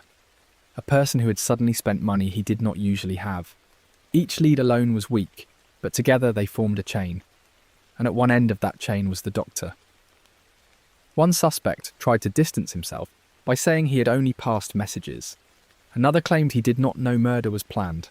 A third said the doctor's name had never been spoken directly. But under pressure, their stories began to rub against each other. Timelines did not match. Payments appeared. Meetings that had been denied suddenly became possible. Police learned that the attack had not been improvised on the driveway. It had been arranged. The men knew when Arvind and Mira would arrive. They knew where to wait. They knew Mira would be exposed for a few seconds between the car and the house. That meant someone close to her routine had provided the opportunity. A stranger could not have known that so cleanly. The case that began as a violent assault outside a rich man's home now turned into something uglier. Investigators were no longer asking who hated Mira enough to kill her. They were asking who benefited from her dying in a way that looked like street violence. And every time they asked that question, the answer seemed to circle back to Arvind. For Arvind, the walls closed slowly. That may be why the case became so fascinating to the public. It did not collapse in one dramatic confession. It tightened through circumstantial evidence, through witnesses who changed their stories, through people who had been paid, frightened or promised protection. The surgeon who had built his life on precision was being trapped by details. The public could not look away. Here was a man trusted with the eyes of important people, a man whose hands were supposed to restore sight, accused of arranging the death of his own wife. Newspapers leaned into the contrast. Patients who had once praised him now wondered what else had been hidden behind his calm voice and polished office. Inside the investigation, the most important breakthrough came from the people between Arvind and the attackers. One by one, parts of the arrangement became clearer. There had been discussions, there had been money, there had been a desire to remove Mira without making it look like a domestic crime. The plan was not elegant, but it was cold. The reconstruction police developed was this. Arvind had grown desperate to free himself from Mira while protecting his name. Kavita was part of the emotional pressure around him, whether she ordered anything directly or not. Through contacts and intermediaries, men were found who would carry out the attack. They were not meant to steal. They were not meant to threaten. They were meant to kill. On the night of the murder, Arvind made sure the conditions were right. He and Mira arrived home together just as expected. The attackers were already nearby, waiting in the shadows of the driveway and gate. Mira stepped out of the car, first unaware that her own routine had been turned into a trap. Her home was in front of her, and her husband was behind her. The men rushed her before she could understand what was happening. The attack unfolded in seconds. Arvind survived untouched, which at first made him look lucky. Later it made him look impossible. How had the attackers chosen only Mira? How had they appeared at just the right moment? How had the man with the most to gain escaped the violence so neatly? Afterward, Arvind played the part the plan required. Shocked husband.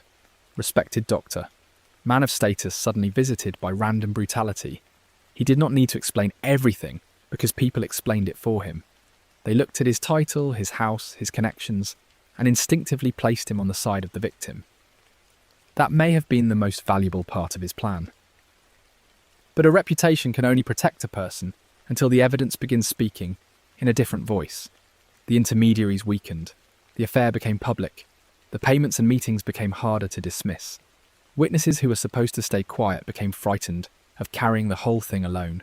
And once the chain was visible, Arvind could no longer stand outside it. The trial exposed the private rot beneath a polished life. It showed a marriage sustained by appearance, an affair that had become a motive, and a man who believed his social position could make a murder look like misfortune.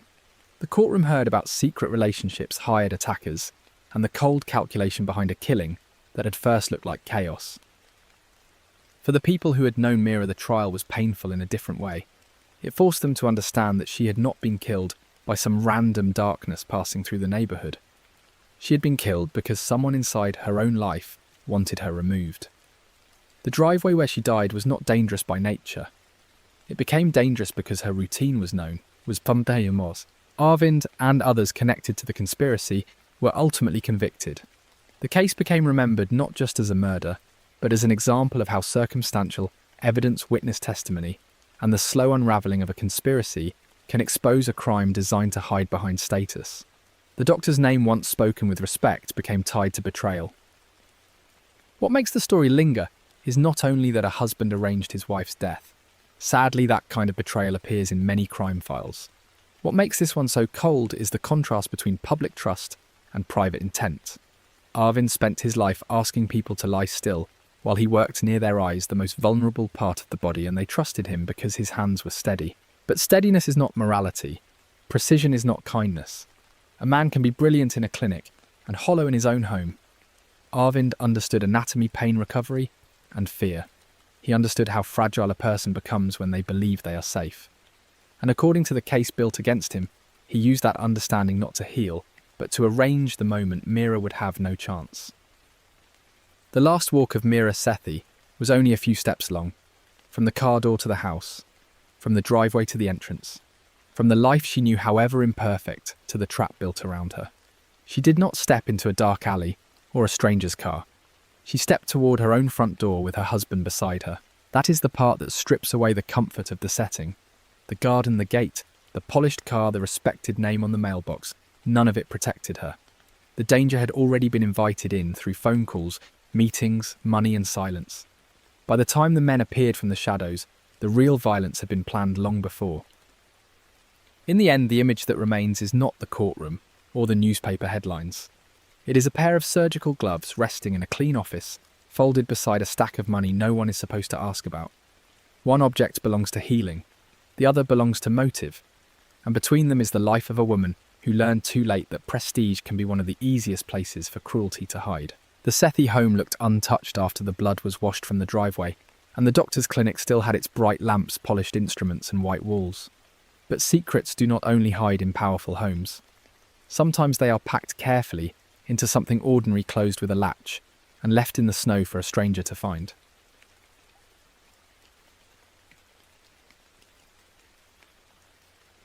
On a grey January morning in northern Germany, a delivery driver slowed his van beside a forest road outside Osnabrück and noticed a brown leather suitcase sitting in the snow.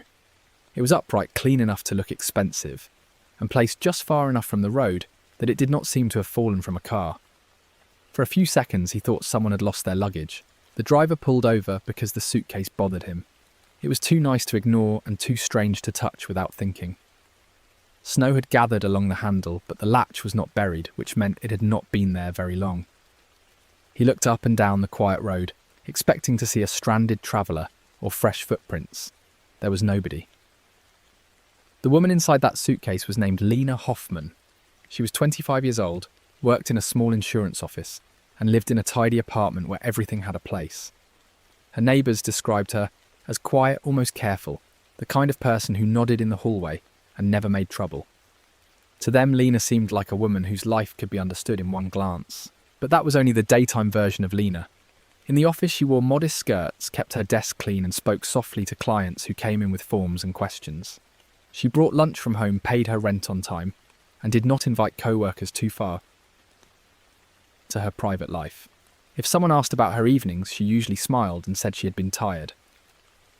In truth, Lena had a second life that began after office hours. Sometimes she took the train to hotels in parts of the city where no one from work would see her. Sometimes she changed her lipstick in a station restroom, folded her work blouse into a bag, and became someone more confident, more polished, and much harder to read. She was not famous, she was not rich, but she was careful. That carefulness mattered because Osnabrück, in the early 1970s, still had a way of watching women. A young woman could work live alone and make her own choices, but people noticed who came to her door and who walked her home.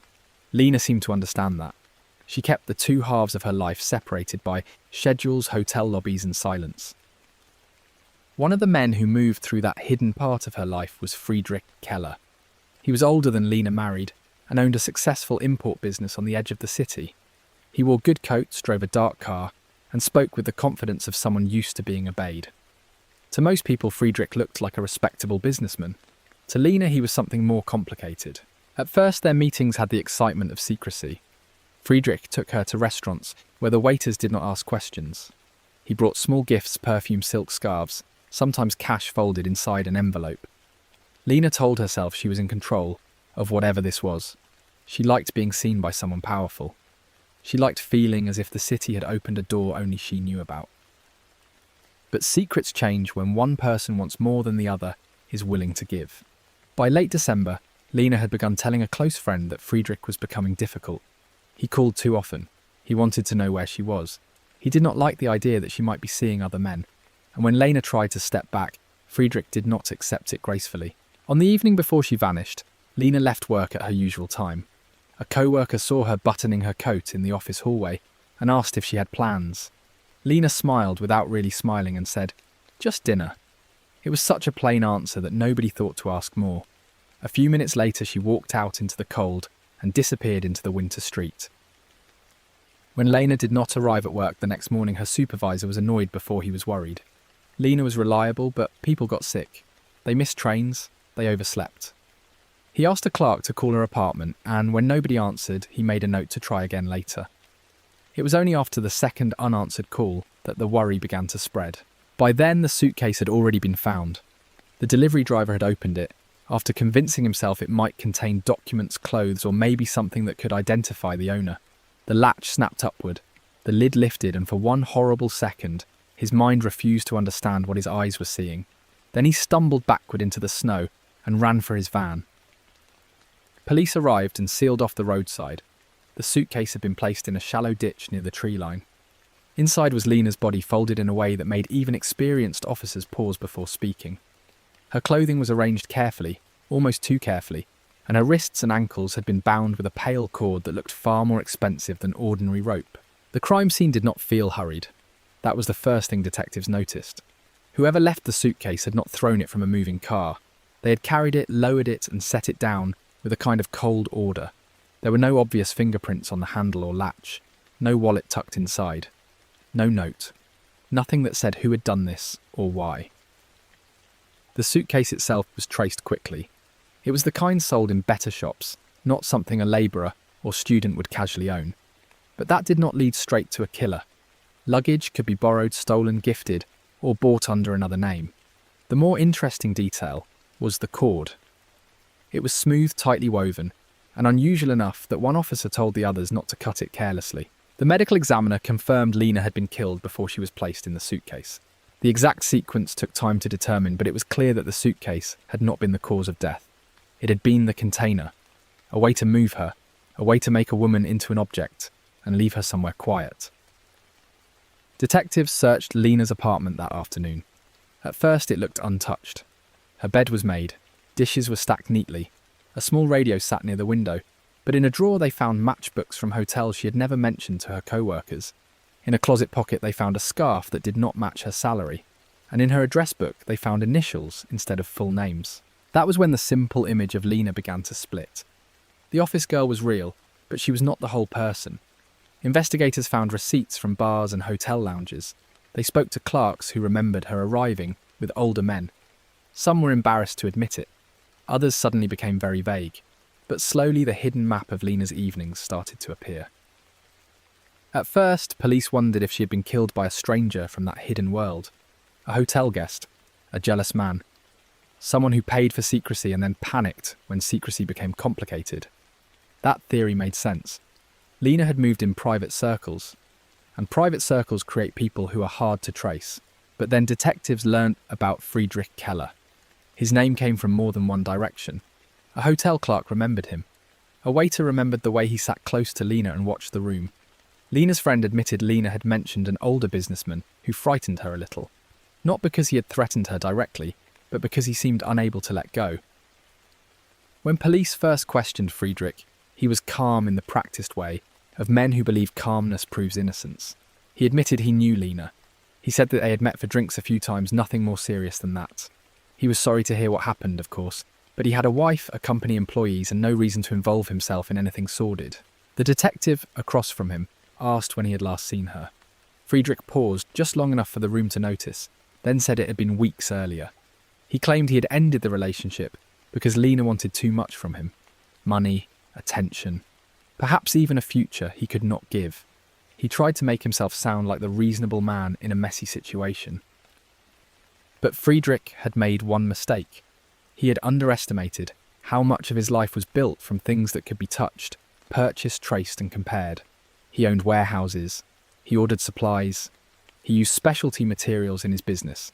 And one of those materials was a high-grade imported twine used to wrap exclusive goods before shipment.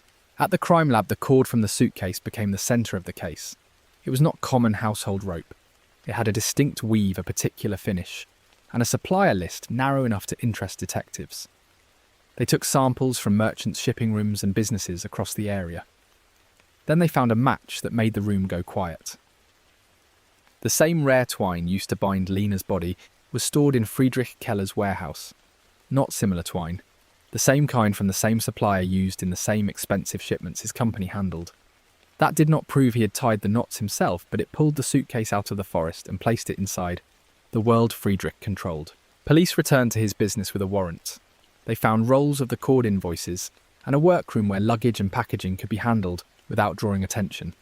Employees remembered Friedrich staying late around the time Lena disappeared. One remembered seeing a large suitcase in the back of his car, though at the time it seemed like nothing worth remembering. Friedrich's calm began to crack. When detectives asked again about the last night he saw Lena, his story changed. He now said they had met briefly, but argued, and then she left. When asked why he had lied before, he said he was protecting his family from scandal. That answer might have worked if the twine had not already made the scandal far worse. Investigators believed Lena had gone to meet Friedrich after work. Maybe she thought they were going to talk things through. Maybe he promised money and apology, or one last dinner.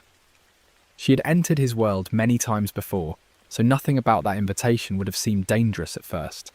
That was the trap. She knew him well enough not to run. The argument likely began in private. Friedrich wanted control, or silence, or an end to a problem that was becoming too visible. Lena may have threatened to tell his wife. She may have tried to leave. She may have said something as simple as, "You don't own me." Whatever the exact words were, police believed that was the moment Friedrich's polished life became more important to him than hers. After Lena was dead, Friedrich had to move quickly, but not carelessly. He had access to the suitcase, the cord, and a private space where no one would question him right away. He bound her with the imported twine, folded her body into the luggage, wiped the handle and latches, and waited until he could drive out toward the forest road without attracting attention. In his mind, the plan may have seemed controlled. A body in a suitcase would look like the work of someone from Lena's secret life, maybe a transient lover or criminal stranger. The forest would slow discovery. The lack of fingerprints would frustrate police. And the suitcase, expensive as it was, would not point to him unless someone knew exactly what to look for. But the cord betrayed him. That was the detail he saw every day and therefore failed to see as evidence. To Friedrich, it was just twine from his warehouse. To investigators, it was a signature he had not meant to write. It showed where his respectable business life had touched the hidden violence he was trying to deny. When the case went public, Osnabrück did what towns often do after a scandal. People pretended they were shocked by things they had quietly suspected. They talked about Lena's double life as if that explained her death, even though it did not. They whispered about hotels, men, money and shame, but none of those things killed Lena. A man did. That distinction mattered. Lena's secrets made her vulnerable to judgment, but Friedrich's secrets made him dangerous. He was the one with the wife, the business, the reputation, and the belief that his future mattered more than her life. The suitcase did not expose Lena's moral failure. It exposed the cruelty of a man who thought a woman could be packed away with the rest of his mistakes. The trial focused heavily on the physical evidence. The suitcase, the timing, the changing statements, the witnesses, and above all the twine. Jurors heard how rare it was, where it came from, and how it connected the body in the ditch to Friedrich's business. A small material detail became the thread that pulled the whole polished cover apart. Friedrich was convicted for Lena's murder. The case became known not only because of the horror of the suitcase, but because of what it revealed about the clean surface of respectable life. A quiet office worker had been living more than one life. A respected businessman had been living more than one life too. Only one of them decided the other should die for it. What makes the story linger is the elegance of the mistake. Friedrich took care with the body. He wiped away prints. He chose a lonely road. He selected a container that made discovery feel random and confusing.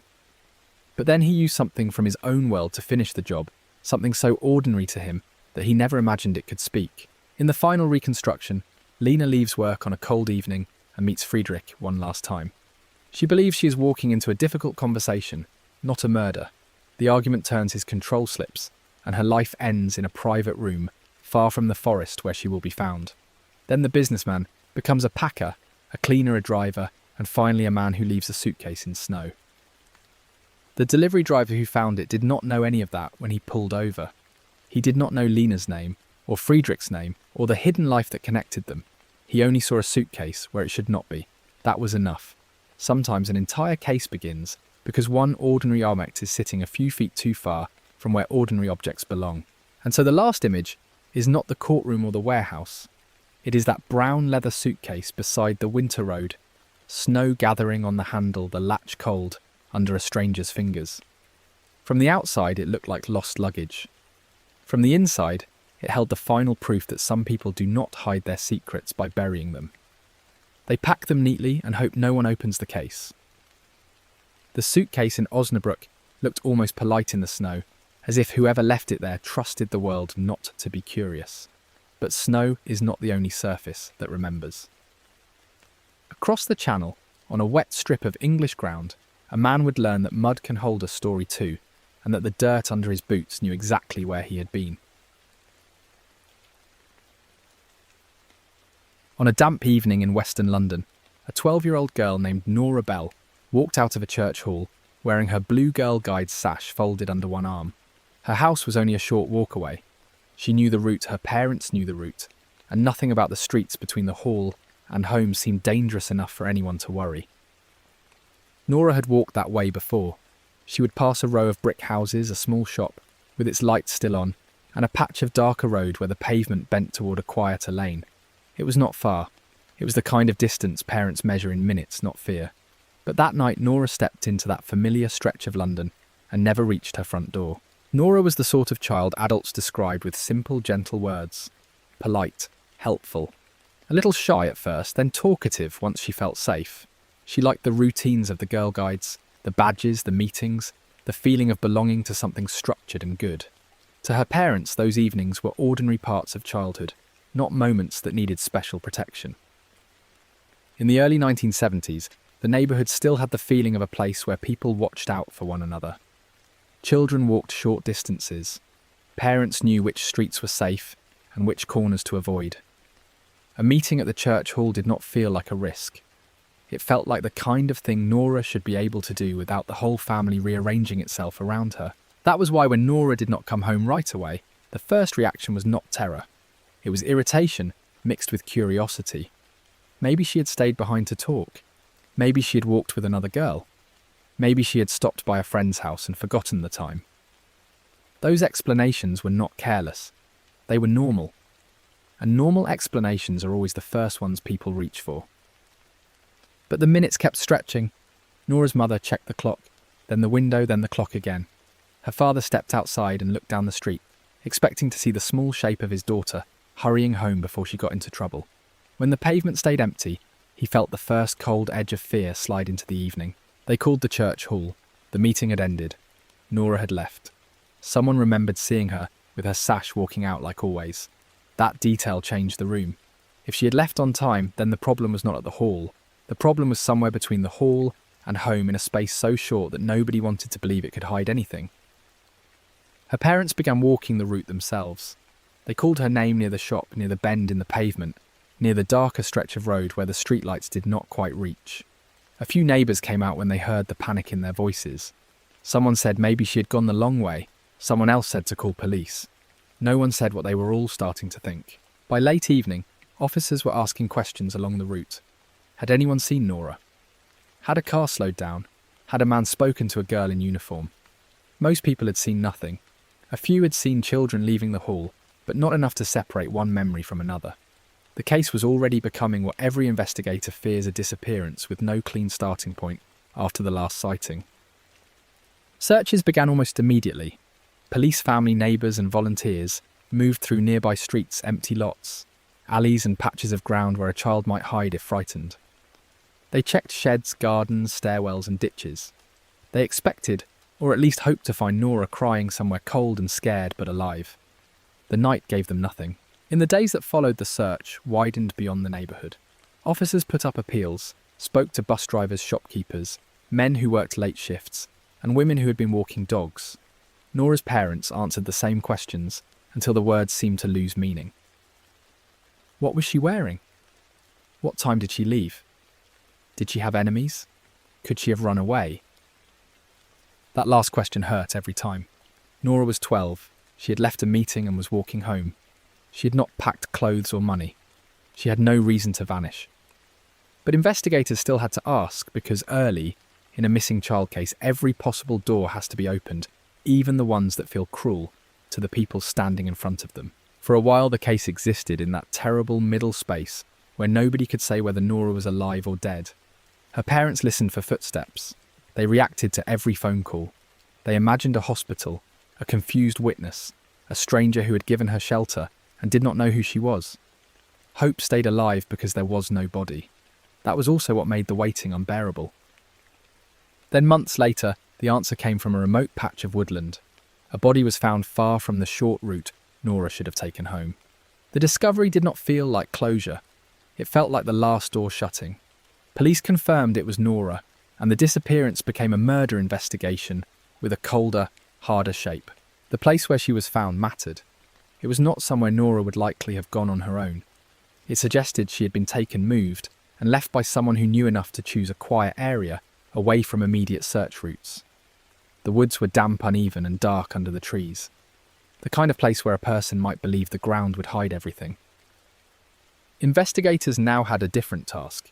They were no longer only asking where Nora had gone. They were asking who had access to her, who had a vehicle, who knew the area, and who could move through ordinary London without drawing attention. They studied men with violent histories, men seen near the route, men who had behaved strangely after the disappearance.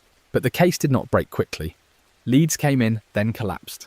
People reported suspicious cars they had not written down. They remembered faces too late.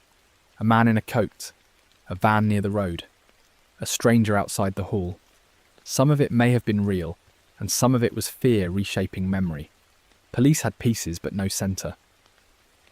More than a year passed before a man named Edwin Price entered the investigation in a serious way. He was not first noticed because of Nora. He had been arrested in connection with another offence, the kind of case that made police look more closely at what else he might have done. And while in custody, Edwin began saying things that made officers pay attention. At first he did not confess. That would have been too simple. Instead he seemed to enjoy suggesting that he knew more than he should. He made remarks about Nora's case, little fragments of knowledge, details that sounded close enough to the truth to be disturbing but not direct enough to settle anything. It was as if he wanted the attention without accepting the weight of what he was implying. An investigator leaned across the table and asked him how he knew those things. Edwin shrugged. He said people talked. He said newspapers printed all sorts of details. But his tone was wrong. He sounded less like a man repeating gossip and more like someone testing how much power a secret still had. That made police start looking at him differently. Edwin had boots. That detail would not sound important in most cases, but in Nora's case the woods mattered. The ground where her body had been found was not ordinary dirt. It had a specific mixture of soil, clay, organic material, and damp woodland sediment. In most investigations at the time, that might not have meant much, but forensic soil comparison was beginning to show what dirt could remember. Police took Edwin's boots and sent them for analysis. The question was not whether the boots were muddy. Lots of boots were muddy. The question was whether the soil trapped in the soles matched the particular ground where Nora had been left. It was a patient kind of evidence, quiet and technical, the opposite of Edwin's need to talk. While they waited, detectives rebuilt Edwin's movements. They looked at where he had lived, where he worked, what roads he used, what vehicles he could access, and whether he had any reason to be near Nora's route. They spoke to people who knew him, and found a man who could be slippery, boastful and cruel, in ways that became more alarming the longer people thought about them. The soil results gave the investigation the weight it needed. The mud on Edwin's boots was consistent with the woodland area where Nora had been found. Not just general country mud, not just any wet ground. It matched the type of soil from that specific place, closely enough that police could argue he had stood where he had no innocent reason to stand. That changed everything. Edwin's strange comments were no longer just ugly talk. His boots placed him near the site. The woods were no longer an abstract location on a map. They were something he had carried away under his feet. He may have believed he left Nora behind in a place no one would connect to him, but the ground had come with him. When confronted, Edwin tried to explain it away. He said he walked in many places. He said mud was mud. He said the police wanted someone to blame. But the more he spoke, the less convincing he became. The details he had hinted at the soil on his boots and the pattern of his behaviour began to lock together. Investigators believed Nora had been approached somewhere along her short walk home. The person who stopped her may have seemed harmless at first, or at least ordinary enough that she did not run immediately. Perhaps he asked for directions. Perhaps he offered a ride. Perhaps he used a tone adults use when they expect children to obey.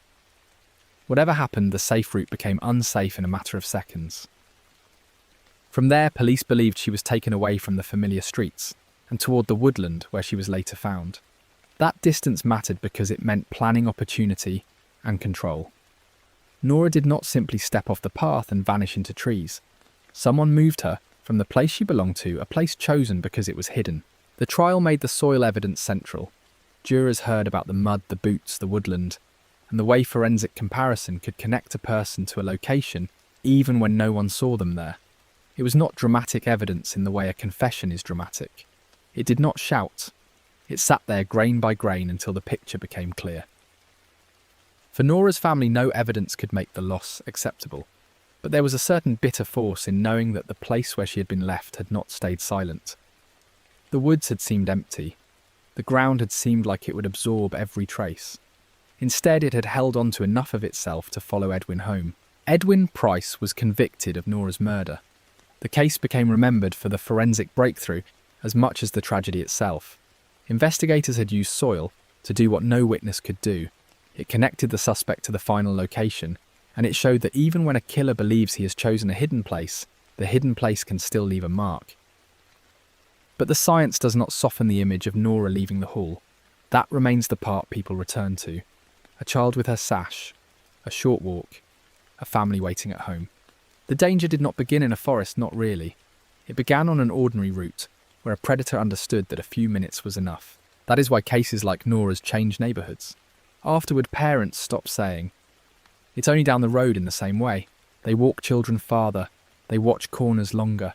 They study faces in parked cars. The world may not actually become more dangerous in a single night, but it becomes harder to believe in the old safety. In the final reconstruction, Nora leaves the church hall and starts toward home. Somewhere along the route, Edwin crosses into her path.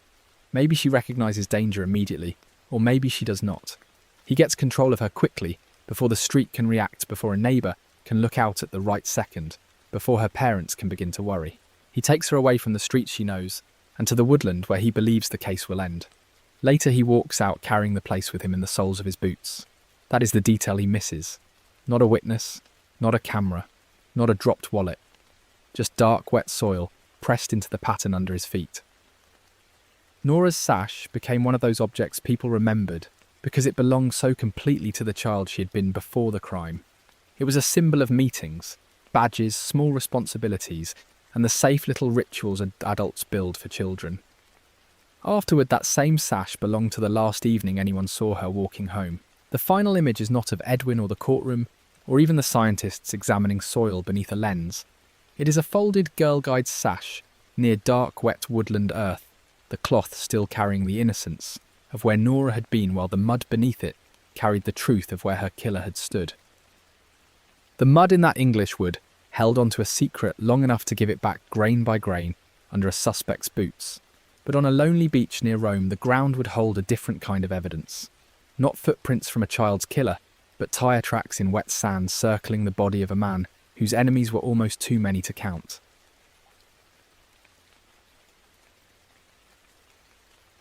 On a cold morning in November of 1975, a woman walking near a beach outside Rome saw a shape lying in the sand beside a parked car track. At first she thought it was a pile of clothes washed up from the water. Then she got closer and saw a man's body broken and bloody in a place where the city seemed to end. The man was Carlo Benedetti, a 53-year-old filmmaker poet and public intellectual who had built his career by pointing his camera at the parts of Italy most people wanted hidden. He wrote about poverty, corruption, sex, religion, power and cruelty with the calm confidence of someone who knew he was making enemies. By the time he died, there were many people who hated him. Carlo was famous, but not in the safe way movie stars are famous. He was the kind of famous that made people argue at dinner tables and in newspapers. To admirers, he was brave, brilliant and honest. To others, he was obscene, dangerous and unpatriotic. He had spent years telling Italy that the clean surface of its society was only a surface. Then one night that darkness met him on a beach. The beach was in Ostia, outside Rome. A flat, lonely stretch near the water, where headlights looked small against the open sand. At night, it was the kind of place people went when they did not want to be seen. The wind came off the sea, the city lights were distant, and the ground held every mark until the tide, the police or another car disturbed it. When officers arrived, they found Carlo's body badly beaten. He had also been run over by a car, possibly his own. There were tyre tracks in the sand, signs of violent movement, and enough damage to suggest rage, panic, or several people acting at once. It did not feel like a simple fight that had gone too far. It felt like an ending someone wanted to make certain. Within hours, police found a teenager named Nico Ricci driving Carlo's car. Nico was 17, poor streetwise, and exactly the kind of suspect the public could understand quickly. He admitted being with Carlo that night. Then he told police the killing had happened during a sexual encounter that turned violent.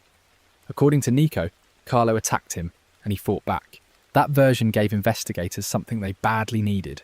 It gave them a single suspect, a motive the newspapers could print, and a story that fit the moral judgments many people already wanted to make about Carlo. A controversial, older man. A young hustler. A private meeting on a beach. Violence. Shame. A confession. It was ugly, but it was simple. And simple stories are powerful in murder cases because they let everyone stop looking. The police had the car, they had Nico, they had his confession. The country was shocked, but it also seemed to have an answer before the sand had even settled. Carlo Benedetti had died because of a sordid encounter with one angry young man. That became the official shape of the case. But from the beginning, there were people who did not believe it. Some of Carlo's friends said the scene looked too brutal for one teenager acting alone. Others said Carlo was physically strong, alert, and used to moving through risky situations. The idea that Nico had overpowered him, beaten him so severely, and then run him over without help felt too neat. The injuries raised questions too. Carlo's body showed violence from more than one kind of force. There were marks that suggested he had been struck, kicked, dragged and crushed. The pattern looked chaotic, but not necessarily like one-on-one chaos. It looked like the kind of violence that can happen when several people surround one person and no one intends to let him walk away. Then there was the car. Carlo's own vehicle had been used in the attack, at least according to the evidence from the beach. But controlling a wounded man moving through sand using the car and leaving the scene all raised practical questions. Nico was young and capable, but the whole event seemed larger than him. The beach felt crowded by people no one had named. Carlo's recent work made those doubts even stronger. In the months before his death, he had been writing about corruption, money, political violence, and the hidden relationships between respectable institutions and criminal power. He was not just making films.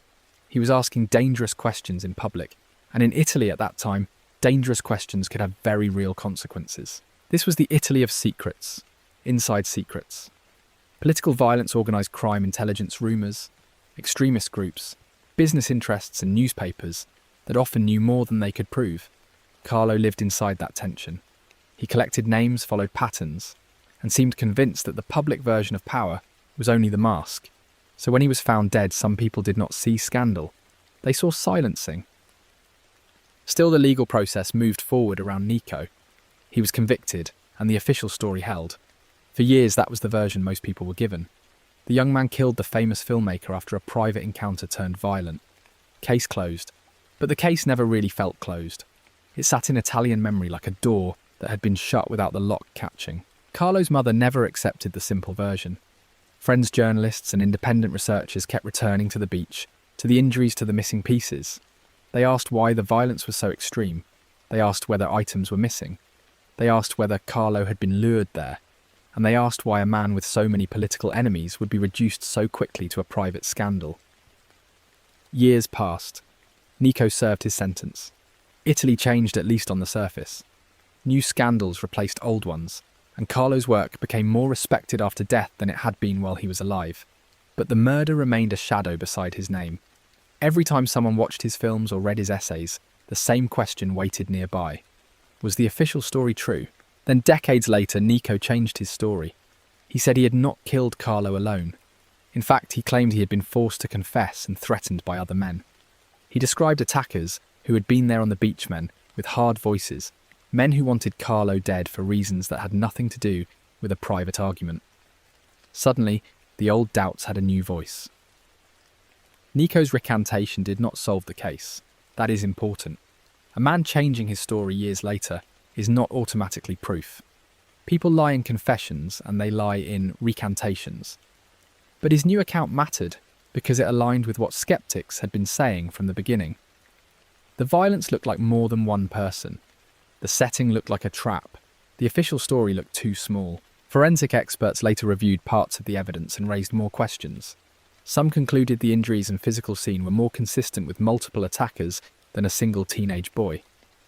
The beach, the tracks, the movement of the body, the extent of the beating, all of it seemed to point toward a coordinated assault, or at least a group attack.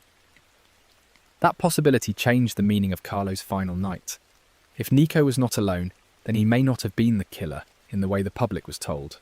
He may have been bait, a witness, a participant, or a frightened teenager trapped inside something bigger. And if Carlo was lured to Ostia, then the beach was not a meeting place. It was a stage. Investigators and journalists began re-examining Carlo's last hours. He had eaten dinner. He had driven through Rome. He had encountered Nico. Then at some point he went toward Ostia, away from the crowded city, and toward a place where sound vanished into wind and water. The simplest question became the hardest one. Did Carlo choose to go there, or was he guided there? One theory said the meeting was ordinary at first.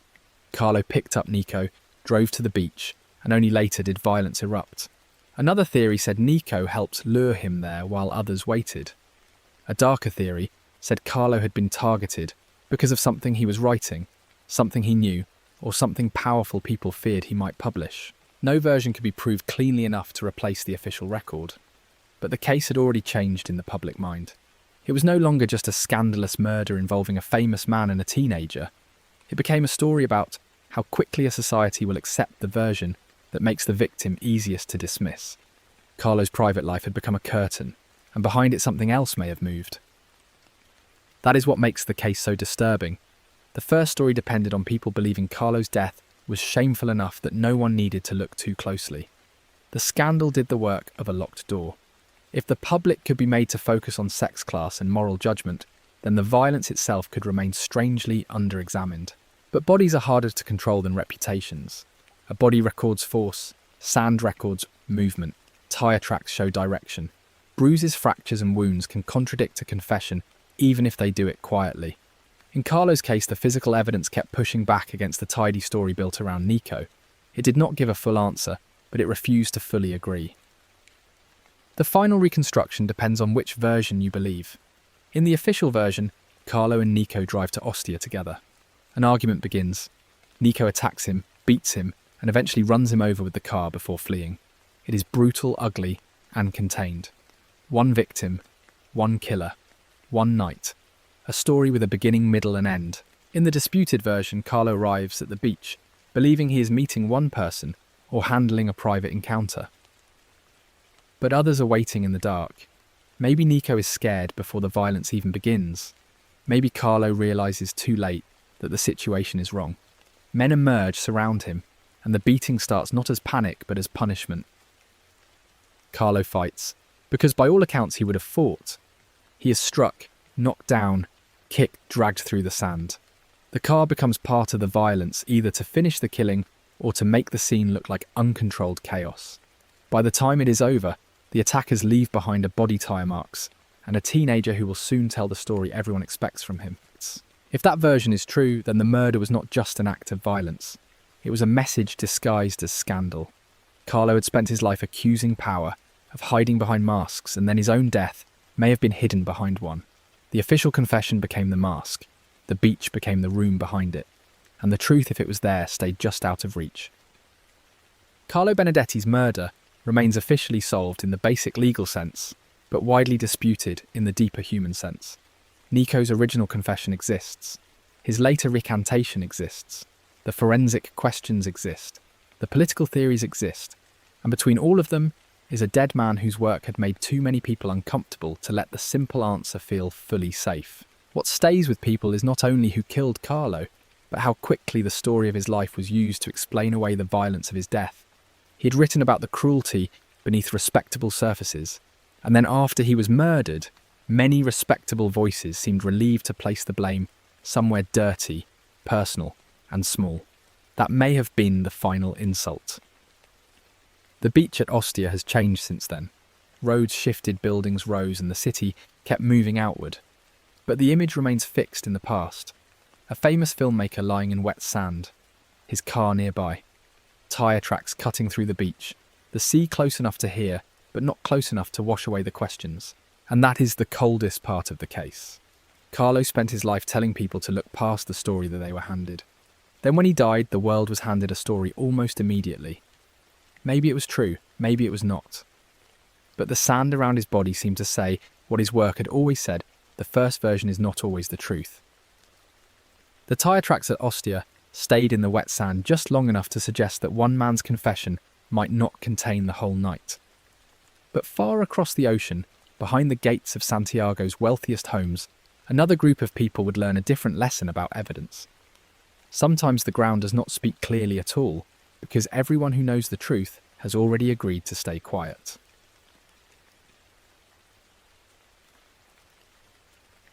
On a warm night in Santiago, behind the walls of a mansion in La Dehesa, music moved across a blue swimming pool, while the children of diplomats, businessmen, and politicians passed drinks from hand to hand. A 17-year-old girl named Elena Vargas stood near the patio doors laughing at something she did not really find funny. By morning, no one could agree on when she left. At first, that did not sound impossible. Parties in La Dehesa had a way of blurring at the edges. Someone went upstairs, someone stepped outside for air, someone climbed into a car with friends and came back later or did not come back until breakfast. But Elena's shoes were still near the pool and her purse was still inside the house. That was the first small thing nobody could explain. La Dehesa in 1971 was not the Santiago most people knew. It was quieter, higher, and richer, tucked against the hills where the streets curved past, gated homes and long driveways. Families there had guards, gardeners imported cars, and the kind of surnames that opened doors before anyone asked a question. It was a place built to keep the rest of the city at a distance. Elena belonged to that world, though not always comfortably. Her father worked in finance and had friends in government. Her mother moved through charity lunches and embassy dinners with perfect posture and a careful smile. Elena had grown up in rooms where adults lowered their voices when politics came up, then smiled again when the servants walked in. She understood early that silence was a skill. By the winter of that year, Chile felt tense even inside the wealthy neighbourhoods. The country was changing arguments. Filled newspapers and families like Elena's spoke often about instability. Communists, soldiers, strikes, and what might happen next. But at private parties, the young people pretended none of that mattered. They turned up the music and acted as if a locked gate could hold back history. The party that night was hosted by a boy named Thomas, whose parents were away in Viña del Mar. Their house had a wide terrace, a bar near the sitting room, and a pool that glowed pale blue under the lights. Someone had brought records from Europe. Someone else had brought pills. By 9 o'clock, the party had the soft, reckless confidence of people who had never truly believed consequences were real. Elena arrived with 2 friends just after dark. She wore a white blouse, dark trousers, and a thin gold bracelet her mother had warned her not to lose. At first, she stayed near the other girls, sipping slowly, and watching the louder boys throw each other into the pool. But as the night went on, people noticed her speaking with Thomas near the garden wall. Thomas was handsome, in the polished way rich boys sometimes are, with a smile that looked practiced, and eyes that moved quickly when adults entered a room. He had known Elena for years through school and family events. They were not officially a couple, but people had seen them together before. That night they seemed tense, though nobody wanted to admit later how tense. A little after midnight, one of Elena's friends saw her standing near the pool with Thomas and 2 other boys. There was a bottle on the table between them, and someone was holding what looked like a small revolver, wrapped partly in a cloth. The friend thought it was stupid, maybe a joke, maybe some rich boy trying to scare everyone. She looked away because she did not want to be pulled into it. Later, when police asked about that moment, the friend would change the details. Maybe it was not a gun. Maybe it was only a lighter. Maybe Elena was not there at all. But in her first frightened version, she said the group had been whispering about a game, something dangerous and theatrical, the kind of thing bored young people talk about when they want to feel older than they are. By 1 a.m, the party had thinned. Some guests left through the front gate. Others slept in spare rooms. A few remained outside near the pool where the tiles were wet and the music had become slower. Eleanor was seen walking toward the side garden with Thomas. She did not look panicked. She did not call for help. She simply followed him into the darker edge of the property. That was the last moment anyone would admit seeing clearly. After that, the stories became fog. One person said Eleanor got into a car. Another said she went upstairs. Another said she was sick and resting in a guest room. Thomas told people she had gone home with her friends. Her friends said no, they thought she was staying at the house. By sunrise, every version contradicted the others. Elena's parents did not learn she was missing until late the next morning. Her mother first assumed Elena had slept at a friend's house and failed to call. That was irritating but not unimaginable. Then she called the friend. Then another. Then the Vargas home began to fill with the particular fear of wealthy people realising their name money and connections could not instantly produce an answer. Her father drove to the mansion himself. Thomas answered the door wearing sunglasses, though the light inside the hallway was dim. He said the party had been messy, but nothing serious had happened. Elena had left, he was almost sure. When Mr. Vargas asked with whom, Thomas spread his hands and said, "I don't know. There were many people here." That answer was insulting, but not enough to accuse him. So the family began calling hospitals, friends, drivers, private guards, and eventually police. The first official response was strangely soft. Officers came to the mansion, spoke to a few guests, and treated the disappearance as something that might still resolve itself. A girl from La Dehesa had options. Maybe she did not want to be found for a day. But Elena's mother knew her daughter had not run away. Her purse was found in the sitting room. Her bracelet was found near the pool drain. One of her shoes was floating upside down in the shallow end, drifting lazily against the blue tile. It was not enough to prove a crime, but it was enough to make the house feel like it was lying. Over the next few days, the guests were questioned again. This time their parents came with them. Lawyers appeared. Statements became shorter, cleaner, and less useful. Nobody had seen a gun. Nobody remembered Eleanor arguing with Thomas. Nobody knew why her belongings were left behind. The party, which had been loud and crowded while it happened, became almost empty in the official memory. Weeks later, a shepherd found the body in a ravine below a winding road not far from La Dehesa. At first he thought it was a bundle of clothing caught in brush. Then he saw hair, one bare foot, and the torn edge of a white blouse. The ravine was close enough to the wealthy neighbourhood to feel deliberate, but far enough down that no passing car would easily see her. The discovery should have clarified the case. Instead, it made everything worse. The first report suggested Eleanor had fallen from above. There were injuries consistent with a drop down the rocky slope, but there were also signs that did not fit neatly with a simple fall. Some whispered that there were traces of poison or drugs in her system. Others said the findings were exaggerated or suppressed. The autopsy became the centre of the fog. Officially, the language stayed cautious. Unofficially, people in Santiago talked. They said Elena had been at a party where a gun was passed around. They said there had been a game of Russian roulette. They said she had overdosed and been moved. They said she had fallen while running from someone. Each rumour came from someone who claimed to know someone who knew. For investigators, the hardest part was not the lack of theories. It was the abundance of them. Every version sounded possible in a small, ugly way. A drugged accident covered up by frightened rich kids. A violent game that ended with a shot. A fall after an argument. A body moved to protect a powerful family. But each time police reached for one version, someone important stepped between them and the proof. Tomas was questioned several times. He denied any fight and said he had barely been with Elena after midnight. When asked about the revolver, he laughed once, then stopped when he realised no one else was laughing. He said there were many stupid jokes at parties, and people saw things that were not there. "She left alive," he said. "That is all I know. But Elena had not left in any way that made sense. No driver remembered taking her, no friend admitted leaving with her, no guard saw her walk out the main gate. The side gate opened toward a slope and service road, but if she had gone that way, someone from the house would have needed to know. The mansion had exits, but none of them gave a clean answer.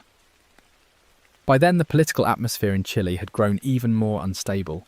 Public attention moved from one crisis to another, and families with influence knew how to use chaos as cover. Files slowed. Witnesses became unavailable.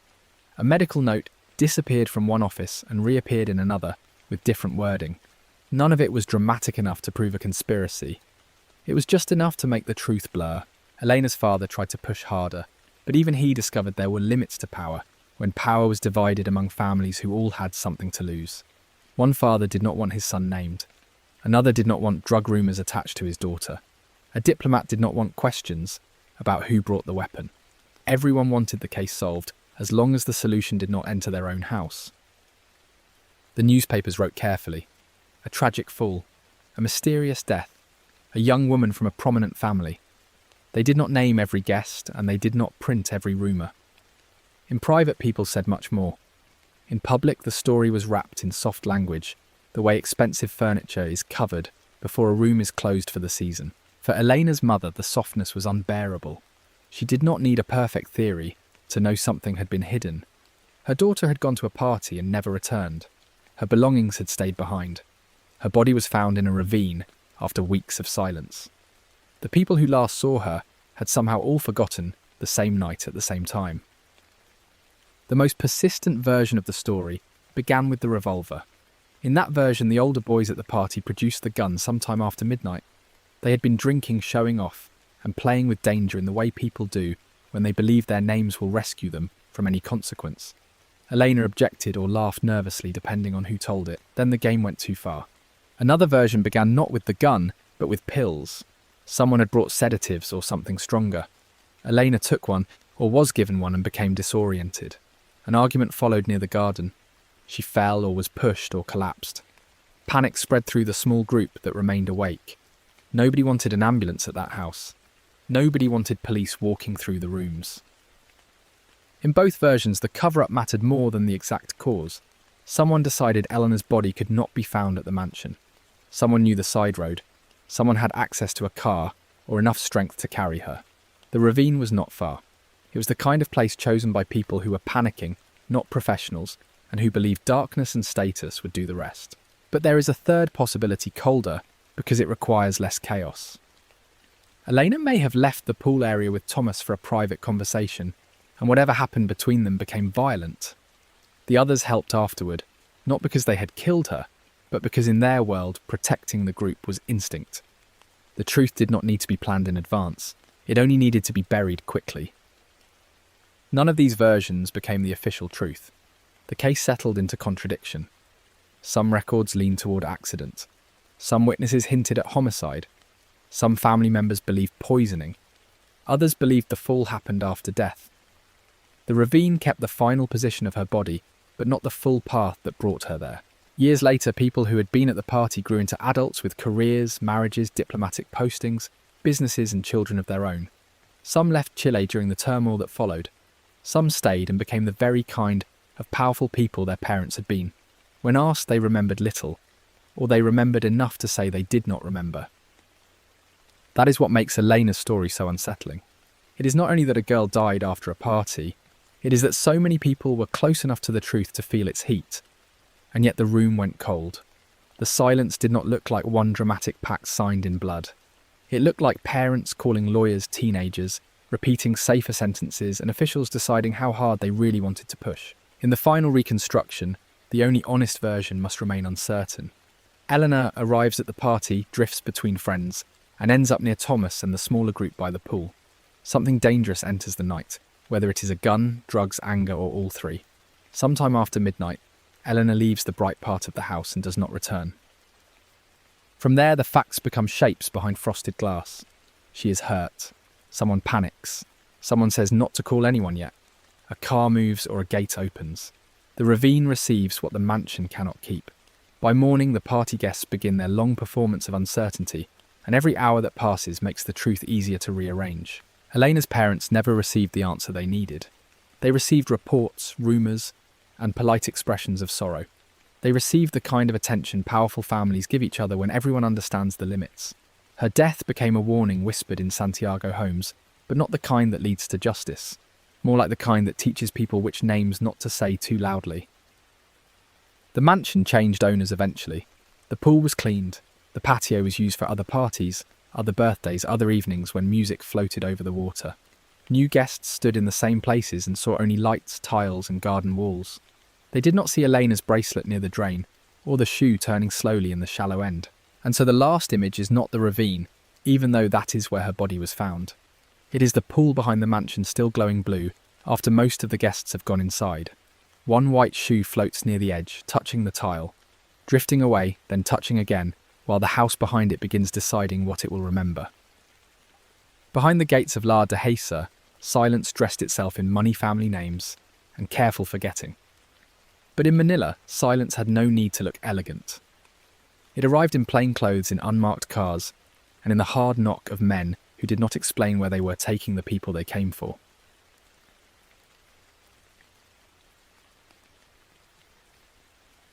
On a grey December morning in Vermont, an 18-year-old college freshman named Anna Mercer left her dorm without the coat everyone knew she wore in winter. The air was sharp enough to sting her face, and snow sat in dirty ridges along the edges of the sidewalks. She told someone she might go downtown for a little while. Then she walked away and never came back. At first, her friends thought Anna was just being Anna. She was thoughtful, restless, and sometimes vague about her plans, the kind of student who could start the day headed to class and end up in a bookstore because a sign in the window caught her attention. So when she missed one thing, then another people noticed, but they did not immediately understand they were watching the beginning of a cold case. Anna had arrived at Middlebury College only a few months earlier. She was from a quiet family, bright enough to be there but still finding her place among the old brick buildings, the dining halls, the crowded dorm rooms, and the winter landscape that made the campus feel beautiful and severe at the same time. Vermont in December did not forgive anyone who dressed carelessly. Her dorm room looked like the room of a young woman still building a life. Books stacked beside the bed, notes pinned near the desk, clothes folded badly but not abandoned. Her favourite winter coat hung there too, the one friend said she almost always wore outside. That detail would not feel important right away. Later it would become one of the loudest things in the room. The morning Anna disappeared, campus life moved on around her. Students crossed icy paths with their heads down. Someone complained about exams, someone else talked about going home for break. Anna was seen near town, not far from a bus stop, and a small health food store that sold grains produce, and the kind of food college students bought when they wanted to feel more interesting than the dining hall allowed. One witness remembered it Anna standing near the store. Another thought she may have been close to the bus stop. There was talk that she had mentioned going to New York, or maybe just wanting to get away for a bit. That sounded possible in the loose way college rumours sound possible. Young people say things. They change their minds. They test identities out loud. But Anna did not take the things a person needs to leave Vermont in December. She did not pack properly. She did not empty her dorm room. She did not take her coat. And as the hours passed, that choice became harder to explain. A teenager may be impulsive, but cold weather has a way of making impulse practical. You take the coat. By evening, her absence had a different weight. Friends checked places she might have gone. Someone knocked on her dorm room door. Someone asked if she was studying somewhere else. Each answer came back small and useless. No, not here. No, I haven't seen her. No, I thought she was with you. The campus began to feel too large and too small at once. College officials and police were notified, but the first theory was still that Anna had left voluntarily. She was 18. She had spoken about travel. She was old enough to board a bus, old enough to decide she needed space. That explanation was not unreasonable, but it depended on ignoring the room she left behind and the coat hanging there like a quiet objection. Searchers began retracing her movements. They looked around the campus, the streets leading downtown, the bus area, and the storefronts near where she was last seen. They asked shopkeepers if they remembered her. They asked students if she had seemed upset. They asked whether anyone had seen her get into a car. The answers blurred quickly in the winter light. The health food store drew attention because it stood near the edge of her last known movements. It was an ordinary little shop, the kind of place that smelled like wood shelves, dried herbs and damp wool from customers coming in out of the cold. Students passed it all the time. That was the problem. Ordinary places make poor witnesses. They see everyone and remember almost no one. The man connected to the store was named Martin Vale. At the time, he did not seem like the centre of anything. He was odd maybe, and wealthy in a way that did not match the town's plain surfaces. But there are always odd people near college towns. People who drift in open businesses, talk too much, talk too little, and become part of the background before anyone thinks to question them. In those early days, Martin was just one more name near one more location. The investigation had no body, no confession, no obvious struggle, no blood, no discarded purse, and no witness who could say Anna had entered the store and never left. Without that suspicion, stayed soft. It floated around the edges instead of becoming something police could hold. Anna's family came into a nightmare made worse by politeness. Everyone was concerned. Everyone wanted to help. Everyone used careful words because there was still no proof of what had happened. A missing college student could become a runaway, an accident, a kidnapping or something stranger. Until one answer appeared, the family had to live with all of them at once. Her parents walked through her dorm room and saw the life interrupted there. The coat, the books, the personal things too ordinary to be clues until they are all that is left. Her mother touched the sleeve of the coat and understood what investigators were still treating as one detail among many. Anna would not have walked into a Vermont winter and chosen to leave that behind forever. Police checked bus routes. They asked about rides to New York. They followed reports from people who thought they had seen Anna in other towns on roads near stations in the company of strangers. Some sightings seemed hopeful for a few hours. Then they faded. A face was not hers. A date did not match. A bus driver remembered someone else. Days became weeks and the campus adjusted in the way institutions do. Notices remained posted. Conversations dropped when Anna's name came up. Students walked in pairs a little more often, especially after dark. But exams still happened. Meals were still served. Snow still fell. The world kept making schedules around the empty space where Anna should have been. Her case never found the kind of evidence that lets a story move forward cleanly. There was no recovery in the woods, no suitcase in a ditch, no suspect caught with her belongings. Just a young woman last seen near town, a room left behind, and a question that seemed to grow sharper every winter. Where could she have gone without leaving a trail? The voluntary disappearance theory stayed alive longer than her family wanted. It always does when the missing person is old enough to leave on their own. Maybe she wanted a new start. Maybe she felt overwhelmed. Maybe she had private plans no one knew about. But every version had to pass through the same narrow door. Why leave the coat? That coat became more than clothing. It became evidence of intent, or at least evidence against a certain kind of intent. People who run away may leave notes or not. They may take money or forget it. They may act irrationally. But in Vermont in December, the body knows the truth, even when the mind is confused. Cold is immediate. Cold is practical. Cold is not symbolic. Is not. Years passed and Anna's disappearance settled into the category no family wants. Cold, unsolved, revisited occasionally by reporters, retired investigators, students writing about campus history, and people who collect mysteries because mysteries are easier to hold when they did not happen to you. Then decades later, the health food store became important again. Martin. The odd man connected to that store was suddenly known for reasons that had nothing to do with Vermont produce or college students. His name surfaced in connection with other dark stories, other women, other disappearances, and a public image that had always seemed just strange enough to be dismissed. Now people looked back at Middlebury and saw him differently. The old map changed. Anna had last been seen near a place tied to Martin. Martin had been in town when she vanished. He had access to the area, knew the rhythms of the town, and had the kind of life that did not fit neatly into other people's expectations. None of that proved he took Anna, but it made the old silence feel less empty. Investigators reopened questions that had never really closed. Did Anna enter the health food store that day? Did she speak with Martin? Did he offer her a ride, a job, a conversation, a reason to step out of the public street? Was she seen near the bus stop because she planned to leave, or because someone wanted that possibility to exist in people's minds? The difficulty was time. Witnesses had aged, memories had changed shape, buildings had new owners, records were incomplete or missing. Some people who might have known something were gone, and Martin, now infamous in a much larger true crime landscape, had become both more suspicious and harder to pin down. A famous shadow can clarify a case, but it can also distort it. Anna's family had to be careful with hope.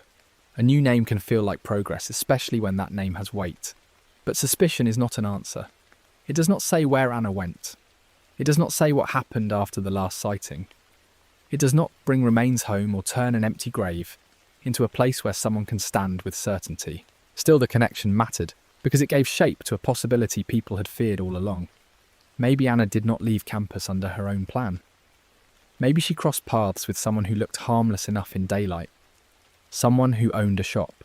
Someone who could speak to a student without seeming out of place.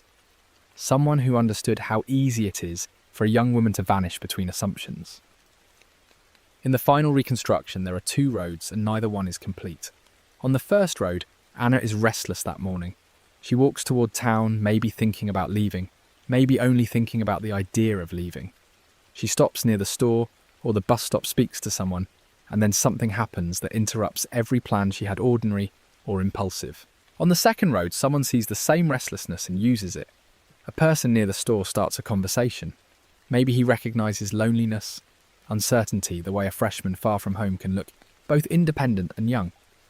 He offers help, a ride, a suggestion, something small enough that Anna does not feel danger until the public street is already behind her. From there, the case becomes darkness. A car door, a back room, a road out of town, or perhaps none of those. That is the cruelty of Anna's disappearance. The evidence brings you to the edge of a scene and then stops. There is no confirmed second location, no final object recovered, just the knowledge that she was there in winter and then she was not. Martin Vale was never convicted of anything related to Anna's disappearance. That must stay clear. His name belongs to the case as a haunting possibility, not a legal conclusion. But possibilities can still change how a story feels. Once people knew what else surrounded him, the health food store no longer looked like a harmless landmark. It looked like a doorway no one had watched closely enough. And Anna's coat still hung in memory. That is the image people return to because it is so ordinary and so stubborn. A young woman might leave a note if she wanted to vanish. She might take money. She might tell a lie. But she would not usually leave behind the one thing she needed the moment she stepped outside. The coat keeps arguing after everyone else runs out of words. For the students who came after her, the campus became another kind of place. The buildings were still beautiful. The town was still quiet. Snow still softened the walkways and made the mountains look clean. But Anna's story lived underneath that beauty, reminding everyone that danger does not always arrive as a stranger in a dark alley.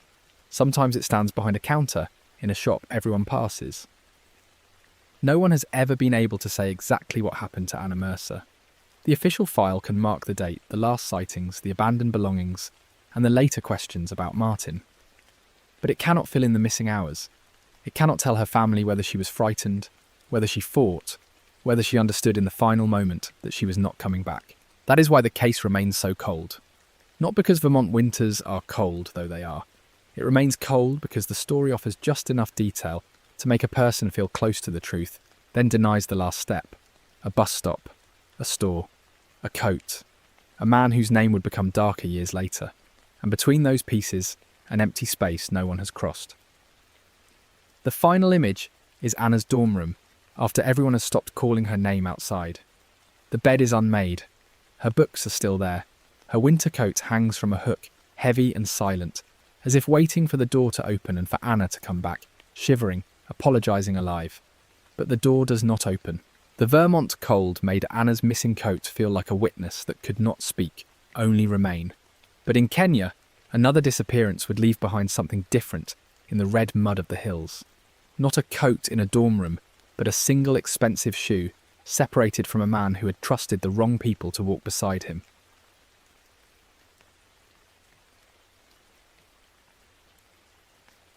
On a misty afternoon in Nairobi, a 46-year-old politician named Daniel Mwangi walked out of a hotel lobby beside men who looked like they belonged to the state. They wore pressed clothes, carried themselves with official confidence, and spoke to him in low voices near the entrance. Daniel did not appear afraid. He had spent years around power, and that was probably why he trusted the wrong kind of silence. People in the lobby saw him leave, but nobody understood they were watching the beginning of a national wound.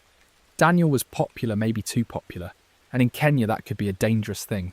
He smiled as he stepped toward the waiting car the way public men smile when they believe they are being escorted to one more meeting. A few days later, a herder would find what was left of him in the hills. Daniel Mwangi had built his name as a man who spoke for people who felt ignored by the rich and powerful. He came from a rural background, understood hunger and land disputes, and had the rare ability to make ordinary workers feel like someone in government was finally saying what they said at home. In public meetings, he did not sound polished. He sounded angry in a way people believed. By 1975, Kenya was still young as an independent country, and everyone understood that public loyalty mattered. Some politicians learned to speak carefully, praise the right people, and build fortunes quietly. Daniel did the opposite. He criticised corruption, questioned why freedom had not reached the poor, and warned that a country could not survive if only a few men were allowed to eat.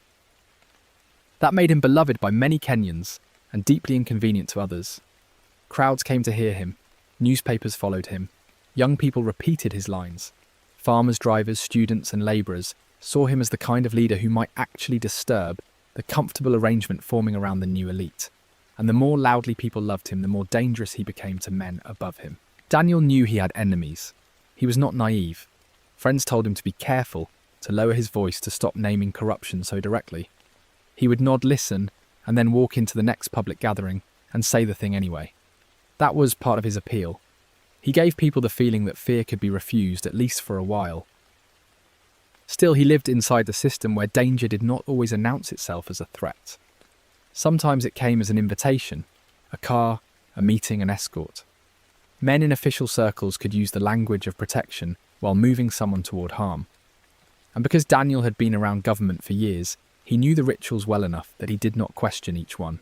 On the day he disappeared, Daniel was seen at a Nairobi hotel moving through the public space like a man with a schedule. He had conversations, exchanged greetings, and did not appear to be hiding from anyone. Then he left with men connected to the security apparatus. To anyone watching casually, it could have looked routine, a public figure leaving with official men, nothing more. But Daniel did not come home that night. At first there were explanations. Maybe he had been delayed in a meeting. Maybe he had gone somewhere private for political reasons. Maybe his aides knew more than they were saying. People in his circle began calling around asking careful questions. The answers were vague enough to make everyone more worried. His family knew his life was complicated, but this did not feel like a normal delay. Daniel was busy, yes, but he did not vanish without word. His supporters began asking where he had been taken after the hotel. The question moved from office to office, and each person seemed to push it gently towards someone else. Nobody wanted to be the last person holding the truth. As the hours turned into days, Nairobi began to feel the pressure. Rumours spread through parliament newsrooms, markets and bus stops. Some said Daniel had been arrested quietly. Others said he was being questioned somewhere. A few whispered that he had already been killed. His disappearance was not the disappearance of an unknown man. It was the disappearance of a symbol. That made the official silence louder.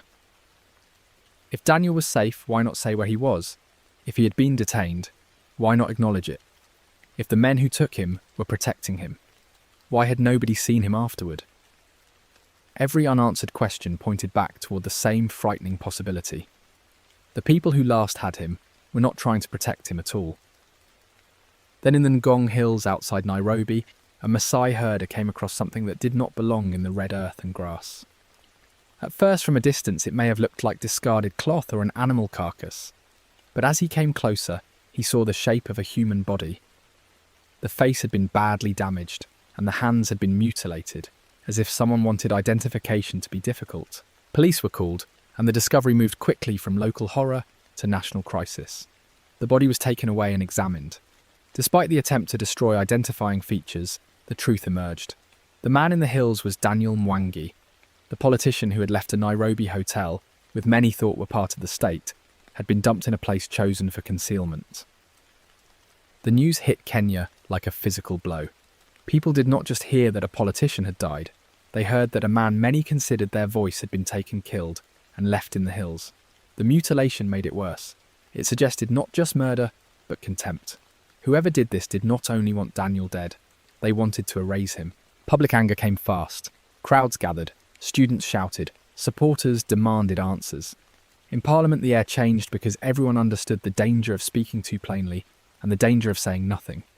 Daniel had been too prominent for the killing to be treated like an ordinary crime, but the possible suspects were too powerful for the investigation to feel ordinary either.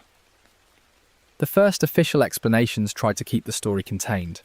There were hints of personal enemies, vague criminal motives and confusion around his last movements. But those explanations struggled against the simplest fact. Daniel had last been seen leaving, with men connected to the very forces that claimed to preserve order. That was not a rumour. That was the beginning of the case. Investigators and parliamentary figures began looking at the hotel, the car, the men who escorted him, and the chain of command around them. The deeper they looked, the more the story moved upward, away from street criminals, and toward people with access vehicles authority, and the confidence to believe a body could be hidden badly and still remain politically untouchable. That confidence was partly reasonable. In a young nation with powerful security networks, truth did not move freely just because citizens wanted it. Files could disappear. Witnesses could be intimidated. A driver could forget. A guard could say he was not on duty. A man could leave a hotel in plain view and still vanish into a system that refused to name itself. But Daniel's murder was too visible to vanish completely. A parliamentary inquiry began to expose names and patterns that made the public even angrier. Witnesses described movements, vehicles and links to people close to power. The inquiry did not produce the clean justice Daniel's supporters wanted, but it did something the killers had failed to prevent. It made the betrayal visible. The betrayal was the core of the story. Daniel was not taken by strangers on a lonely road. He was not lured by a criminal pretending to be a friend. He left with men who carried the aura of official protection. That is what made the case so frightening. The danger did not break through the gate from outside. It came wearing the shape of authority. For ordinary Kenyans, the message felt unmistakable. If someone like Daniel could be taken and killed, then what protection did anyone else have?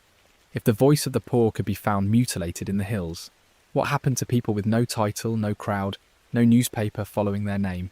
His death became bigger than one murder, because it revealed what power might do when embarrassed. In the days after the body was identified, Nairobi did not simply mourn. It shook.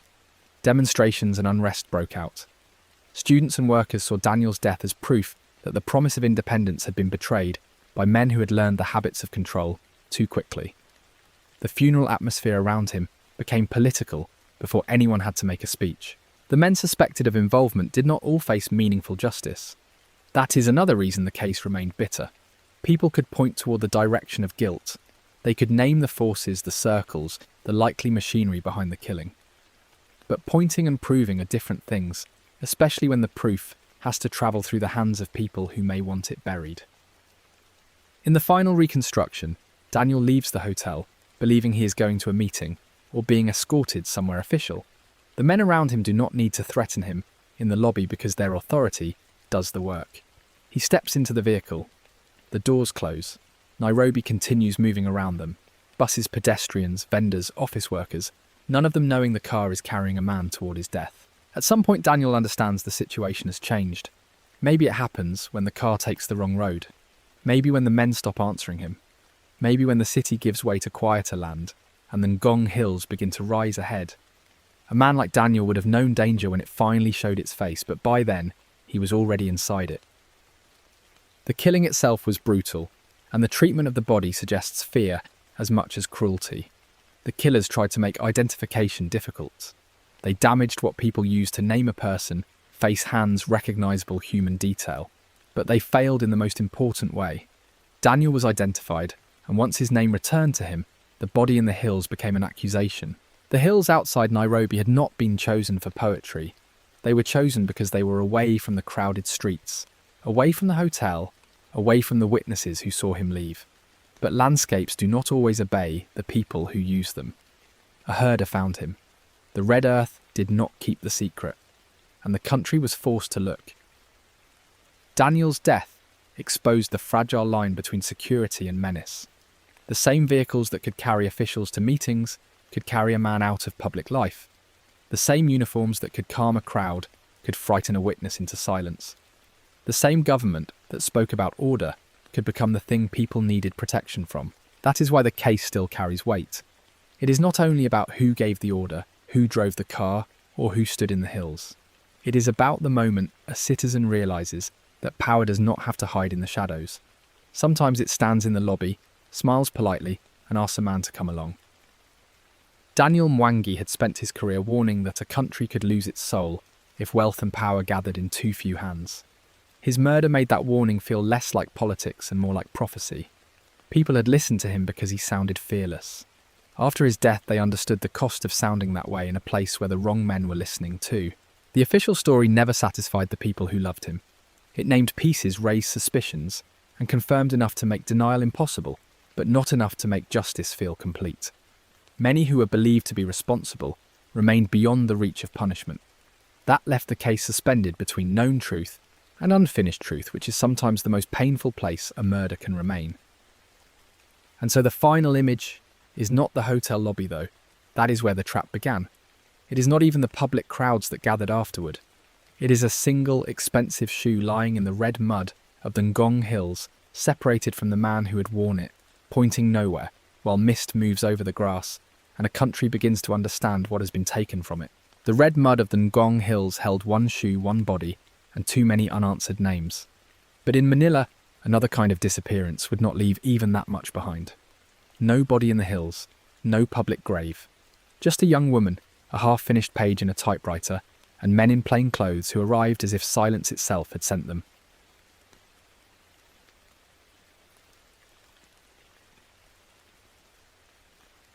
On a humid evening in Manila, a young theatre worker named Rosa Ilagan sat at a wooden table with a typewriter in front of her, and a half-finished page curled over the roller.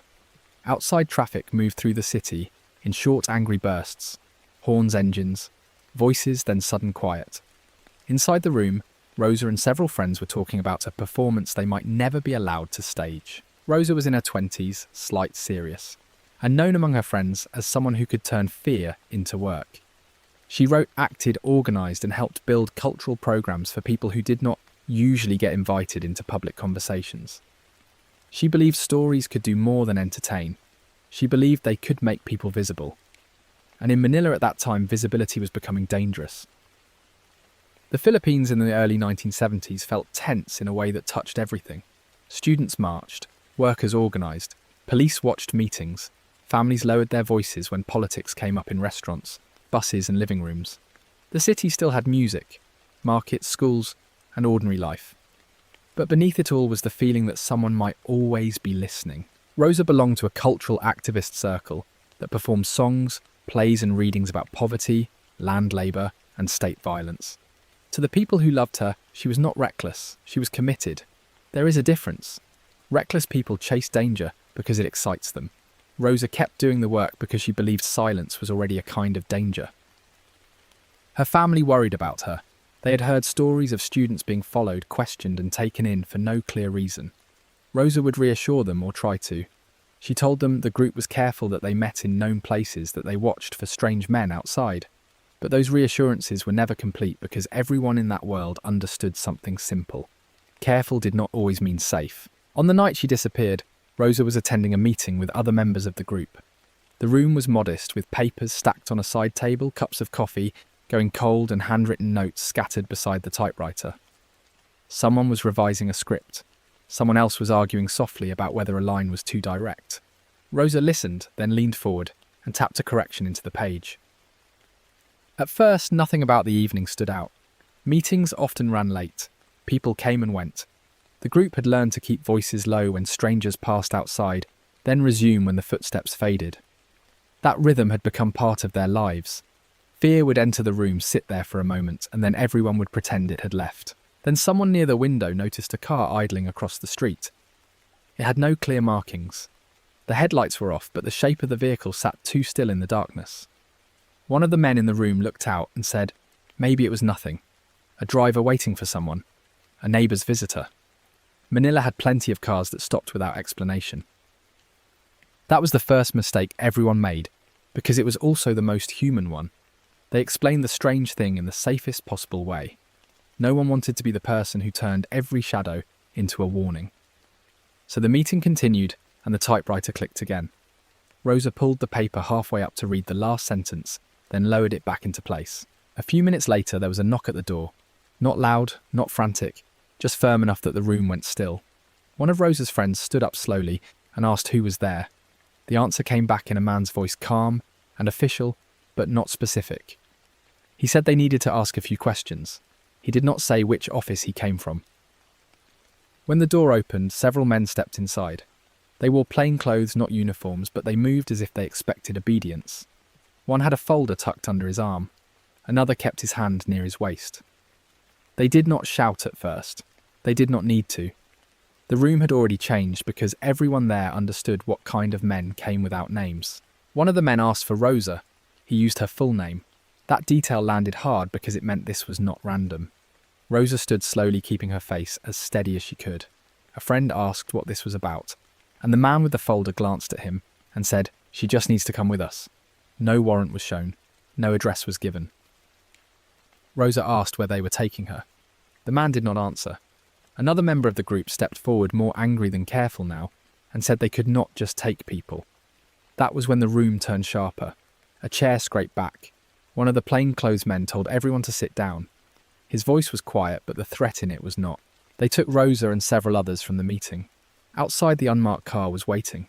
People on the street saw figures moving, but in a city trained to survive by looking away, most did not interfere. A neighbour later remembered the sound of a car door closing. Another remembered a woman's voice asking one more time, "Where are we going?" Then the engine started. That should have created a record. In an ordinary system, an arrest leads to a name in a book, a detention centre, a charge, a call to family. But by the next morning, Rosa's family could not find her anywhere. They went to police stations, they went to military offices, they went to hospitals. Each place offered the same answer in different words. She was not there. At first, the family clung to the possibility of a misunderstanding. Maybe she had been questioned and moved. Maybe one office had not told another. Maybe she would come home exhausted, angry and alive. That hope lasted because it had to. Without it, every doorway they entered would have felt like a funeral. But the denials kept coming. Nobody had detained Rosa. Nobody knew her name. Nobody had records of the men, the car, or the meeting. Officials spoke in careful language that made the family feel as if they were asking about a rumour, not a daughter. The more everyone denied knowing, the clearer it became that the disappearance was not a mistake. It was a method. Friends from the meeting were terrified. Some went into hiding. Some tried to keep searching while changing where they slept each night. They wrote down what they remembered about the men, the car, the time, the exact words spoken at the door. But memory under fear is fragile. Each person had seen one part of the night, and none of them had seen where Rosa was taken. Then came the sightings. Someone said Rosa had been seen inside a detention facility. Someone else said a woman matching her description had been moved in the back of a military truck. Another rumour placed her in a camp outside the city. Each report sent her family rushing toward hope, only for the hope to collapse into another wall of denial. Those sightings became a second kind of torture. If nobody had seen Rosa, the family might have been forced to grieve. But each whispered report opened the wound again. Maybe she was alive. Maybe she was being held. Maybe she was waiting for someone to bring enough pressure, enough money, enough attention to make a door open. Rosa's mother began carrying her photograph everywhere. She showed it to clerks, guards, nurses, strangers, outside government buildings, anyone who might have seen a young woman with intense eyes and a quiet face. Some people looked quickly and shook their heads. Others looked too long, then said no. That second kind of no was the one that hurt most. The group Rosa worked with tried to keep her name alive. They spoke about her carefully, because saying too much could place others in danger. They included her in lists, petitions, memorials, and whispered conversations. But every public mention carried risk. The same system that made her disappear could still hear the people asking where she had gone. As weeks became months, Rosa's room stayed almost exactly as she left it. The typewriter remained on the table.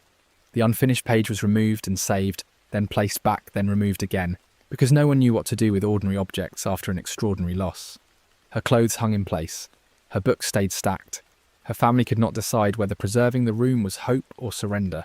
The authorities never gave a clear explanation. No body was returned. No official record admitted what happened. No officer came to the family and said she had died, or that she was transferred, or that she had been released. Rosa was not allowed the finality of death, or the dignity of a case file that told the truth. She was turned into absence. That absence became part of something much larger. Rosa was one of many people from that era whose names entered the long list of the disappeared. Students, organisers, workers, writers, priests, farmers and artists were taken into a shadow system where denial was the first wall and silence was the second. Some later came back. Many did not. What made Rosa's disappearance especially painful to her friends was the nature of her work. She had spent her young life trying to give voice to people who were ignored. She wrote words for others to speak on stage. She helped turn private suffering into public performance. Then she herself was removed from the world in a way designed to leave no script, no witness, no final line.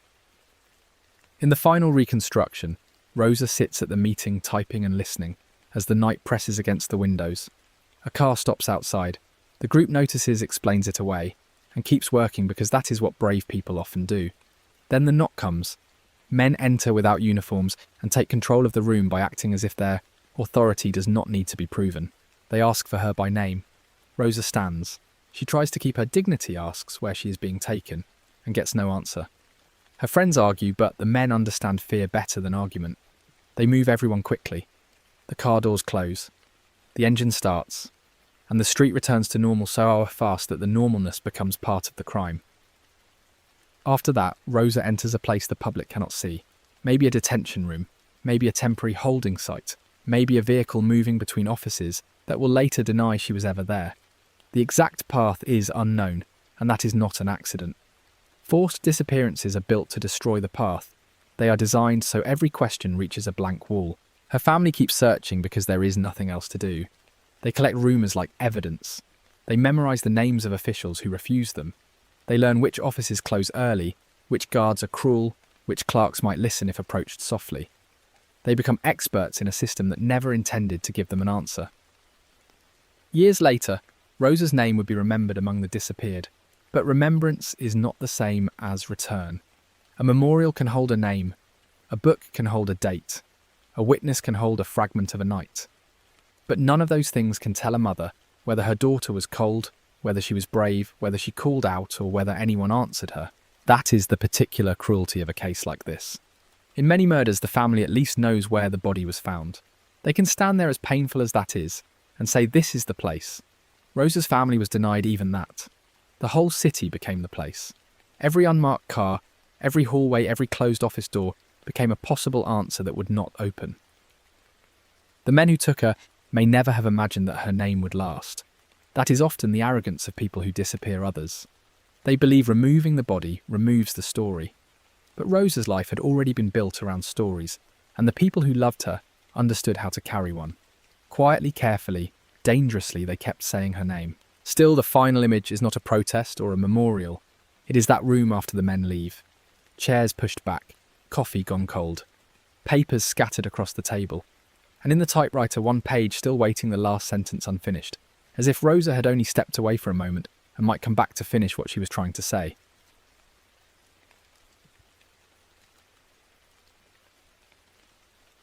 Across these 13 stories, the strongest pattern is not violence itself, but the failure of ordinary trust. A mother trusts a plan she believes will save her family. A baby survives because someone returns to a crime scene. A father trusts one quiet second near a lake. A traveller trusts daylight at a hotel beach, and a stranger who appears harmless enough. What makes these cases powerful for audio-first storytelling is that none of them need exaggerated horror. The fear comes from small, believable openings. A car window is rolled down. A child stands a few feet away. A suitcase looks like lost luggage. A politician steps into an official-looking car. The danger is not announced. It enters through something normal. The Huasi story is the best opener because it reverses the listener's expectations without feeling cheap. At first, everything points outward. A shooter a road, a strange phone call, a suspicious ex-husband. Then the smallest evidence, scraps of paper, in a car door turns the whole case inward. The victim becomes the architect of the scene. That twist works because the setup is emotionally grounded.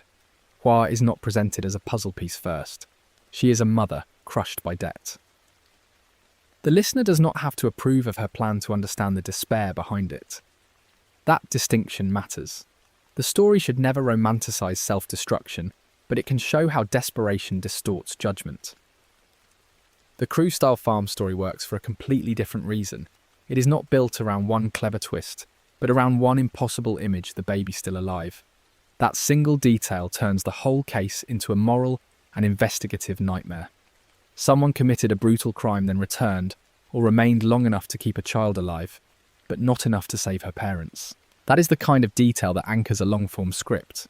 It creates questions the listener cannot put down. Who fed her? Why was it guilt control delay? Or something stranger? Even after the planted evidence reveal, the baby remains the emotional centre. The wrongful conviction is the procedural tragedy, but the crying child is the wound.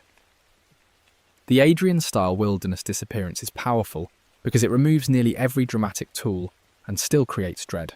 There is no villain on screen, no blood, no argument, no obvious bad decision. A child is present, then absent.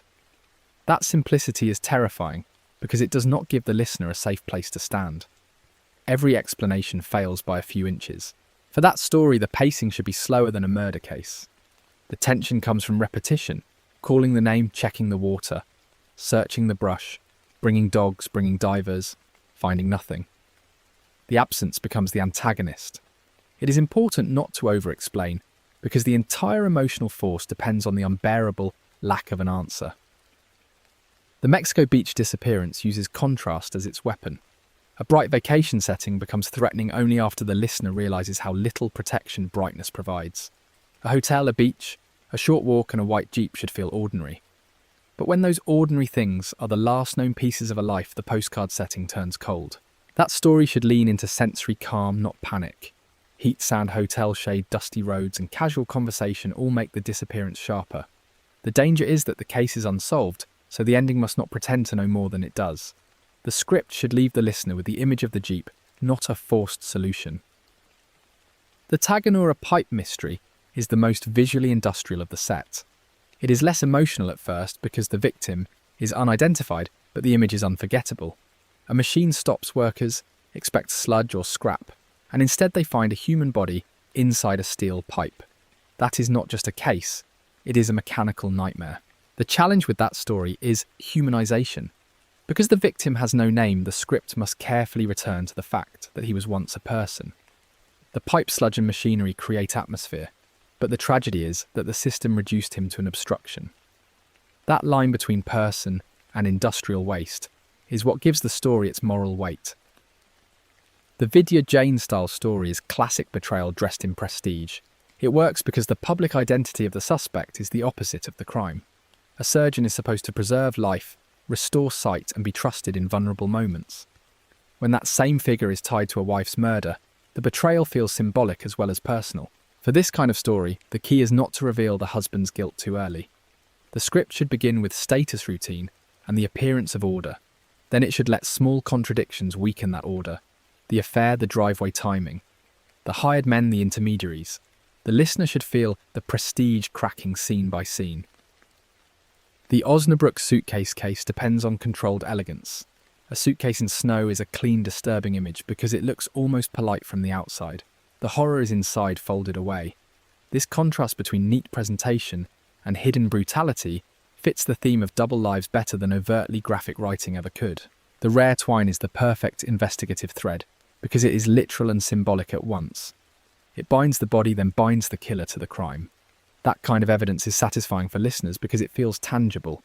They can imagine the detective holding the cord, comparing samples, and realizing the killer used something from his own respectable world. The Brenda Nash-style story has to be handled with restraint because the victim is a child. The most powerful angle is not graphic harm, but the collapse of a familiar route. A girl leaves a meeting carrying a sash and walks a short distance home. That is enough. The emotional force comes from how little distance there was between safety and danger. The soil evidence gives the case its payoff. Mud becomes a witness. That is a strong audio concept because it is easy to understand and easy to remember. The killer thinks the woods are silent, but the ground follows him home under his boots. It turns forensic detail into story logic, which is exactly what a good true crime script needs. The Pasolini-style case is more complex because it mixes celebrity sexuality, politics, and disputed evidence. The danger is overloading the listener with theories. The safest storytelling approach is to build two layers, the official version first, then the reasons people doubted it. The tension comes from whether the first story was too convenient. This case should not claim conspiracy as fact, unless the source supports it. The right tone is controlled skepticism. A confession exists, but so do injuries, recantations, and questions about multiple attackers. That balance keeps the script credible. The ending should leave the listener with the beach the tire tracks, and the discomfort of an answer that may be incomplete. The La de Hesa style story is atmospheric, but risky because the source strength is weaker and rumour heavy. It can be compelling if framed carefully, as disputed and uncertain. The core theme is not simply rich kids got away with something. It is that wealth can turn memory into a coordinated fog where everyone remembers less because remembering has a cost. The strongest image is the pool at night, music, blue water, a missing girl, and one abandoned shoe. That image carries the entire story better than a long list of rumours. The script should avoid overcommitting to any single theory. It should focus on contradiction, pressure, family influence, and the way silence can be inherited like property. The Lynn Schultze-style disappearance has clear SEO power because of the Robert Durst association, but that connection must be delayed and handled carefully. The opening should be about the missing student, not the famous name. The abandoned winter coat is the emotional evidence. It says she did not intend to vanish even when the file cannot say what happened. The Durst link should arrive as a late shift in meaning. A health food store that once seemed ordinary becomes darker decades later.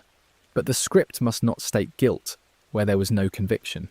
The strongest version is not he did it. It is after people learned who he was, the last known place no longer felt ordinary. The J.M. Kariuki-style story works as a political betrayal narrative. Its emotional centre is trust in official protection. A popular man leaves with people connected to authority, and later his body is found in the hills. The fear is not just that he was killed, but that the machinery meant to protect public life may have been part of the danger. This kind of story needs clarity over detail. Too much political context can slow retention, but too little context makes the murder feel random. The script should establish why he mattered, who he threatened, and why his last known company was so alarming. The final image of a shoe in red mud is strong enough to hold the ending. The Rizalina Ilagan-style disappearance is the most solemn of the group. It does not offer a traditional true crime payoff, and that is the point. It is a story about forced disappearance denial and absence as a weapon. The danger is making it feel like a lecture. The solution is to keep it close to one room, one meeting, one typewriter, and one knock. The unfinished page is the best anchor because it captures the violence without showing it. She used words, theatre, and culture to make others visible, then was removed in a way designed to erase visibility itself. That is a powerful ending for a long episode because it leaves the listener not with shock, but with a quiet moral chill. As an overall episode, the order matters.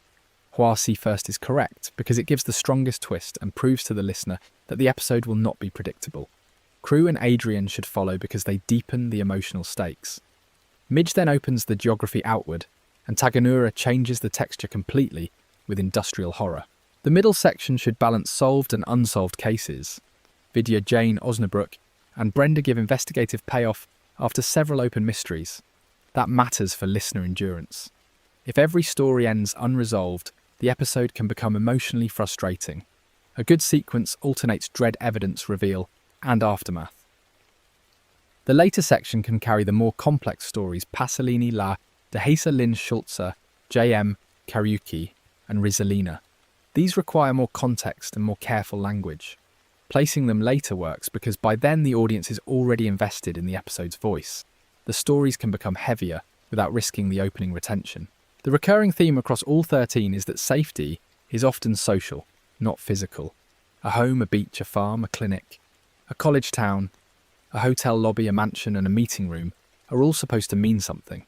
They are supposed to tell people how afraid to be. In these stories, those meanings fail. That is why the storytelling should stay grounded in ordinary objects.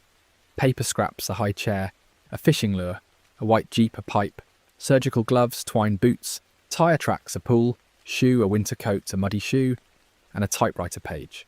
Each object is simple, but after the reveal, each one becomes heavier than any abstract explanation.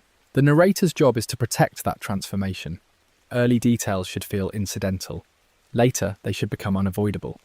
The listener should have the satisfying discomfort of realizing the clue was present before they knew how to read it. That is the core mechanism behind strong mystery storytelling, not hiding everything, but hiding the meaning. The tone should remain calm, because calmness makes the darkness sharper. If the writing screams, the listener pulls away. If the writing observes carefully, the listener leans in. These stories do not need melodrama. A lowered window, a quiet house, a missing coat, or a typewriter left mid-sentence can do more than any exaggerated description. My overall perspective is that this set is strong enough for multiple episodes, not just one. A 5-story episode could be extremely tight and viral. A 7-story episode would balance emotional, impact, and investigative payoff. A 13-story episode is possible, but it requires careful pacing, shorter setups in later stories, and very strong bridges to avoid fatigue. The best 5 for pure retention are Hua Si Crew, Adrian Midge Shields, and Tagonoura. That combination gives a twist: murder, a family massacre, with an impossible surviving baby, a child vanishing in wilderness, a tourist disappearance in paradise, and an industrial body mystery. The variety is excellent, and every story has a clean visual anchor.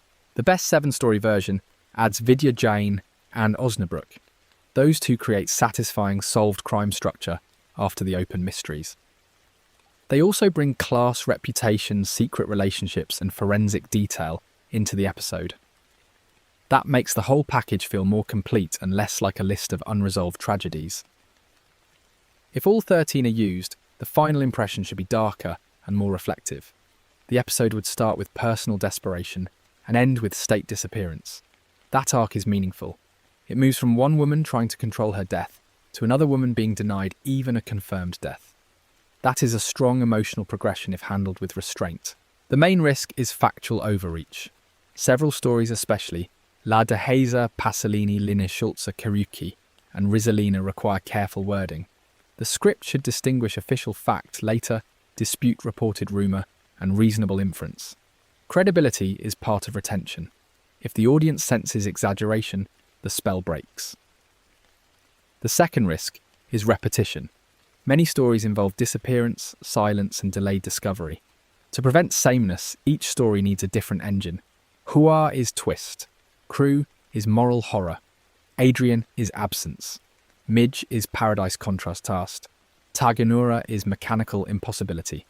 Vidya is prestige betrayal. Osnabrück is forensic elegance.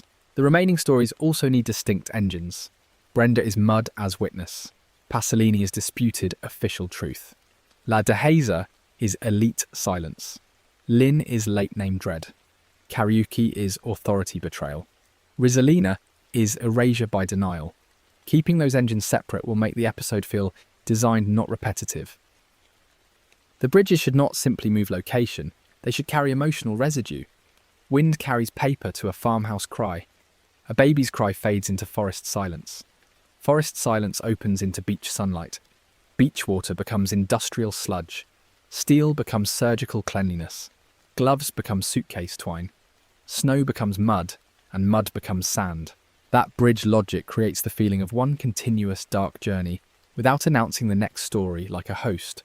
It is especially useful for long audio-first content because listeners may not be watching. They need tonal continuity, not visual resets. A good bridge lets the previous story echo while the next one quietly opens. The final outro, if needed, should not over-explain the moral. These stories already carry their own message. The better ending is quiet, the typewriter page, the unfinished sentence, the names that remain because someone refused to let silence win. A soft reflective close can ask the listener to consider how many stories survive only because someone kept asking questions. In summary, the project's strongest direction is calm, cinematic, evidence-driven storytelling with delayed meaning. The scripts should not chase shock, they should earn dread. The best moments are not the loudest ones. They are the small details that remain, after everything else is gone, waiting for the listener to understand what they were really looking at.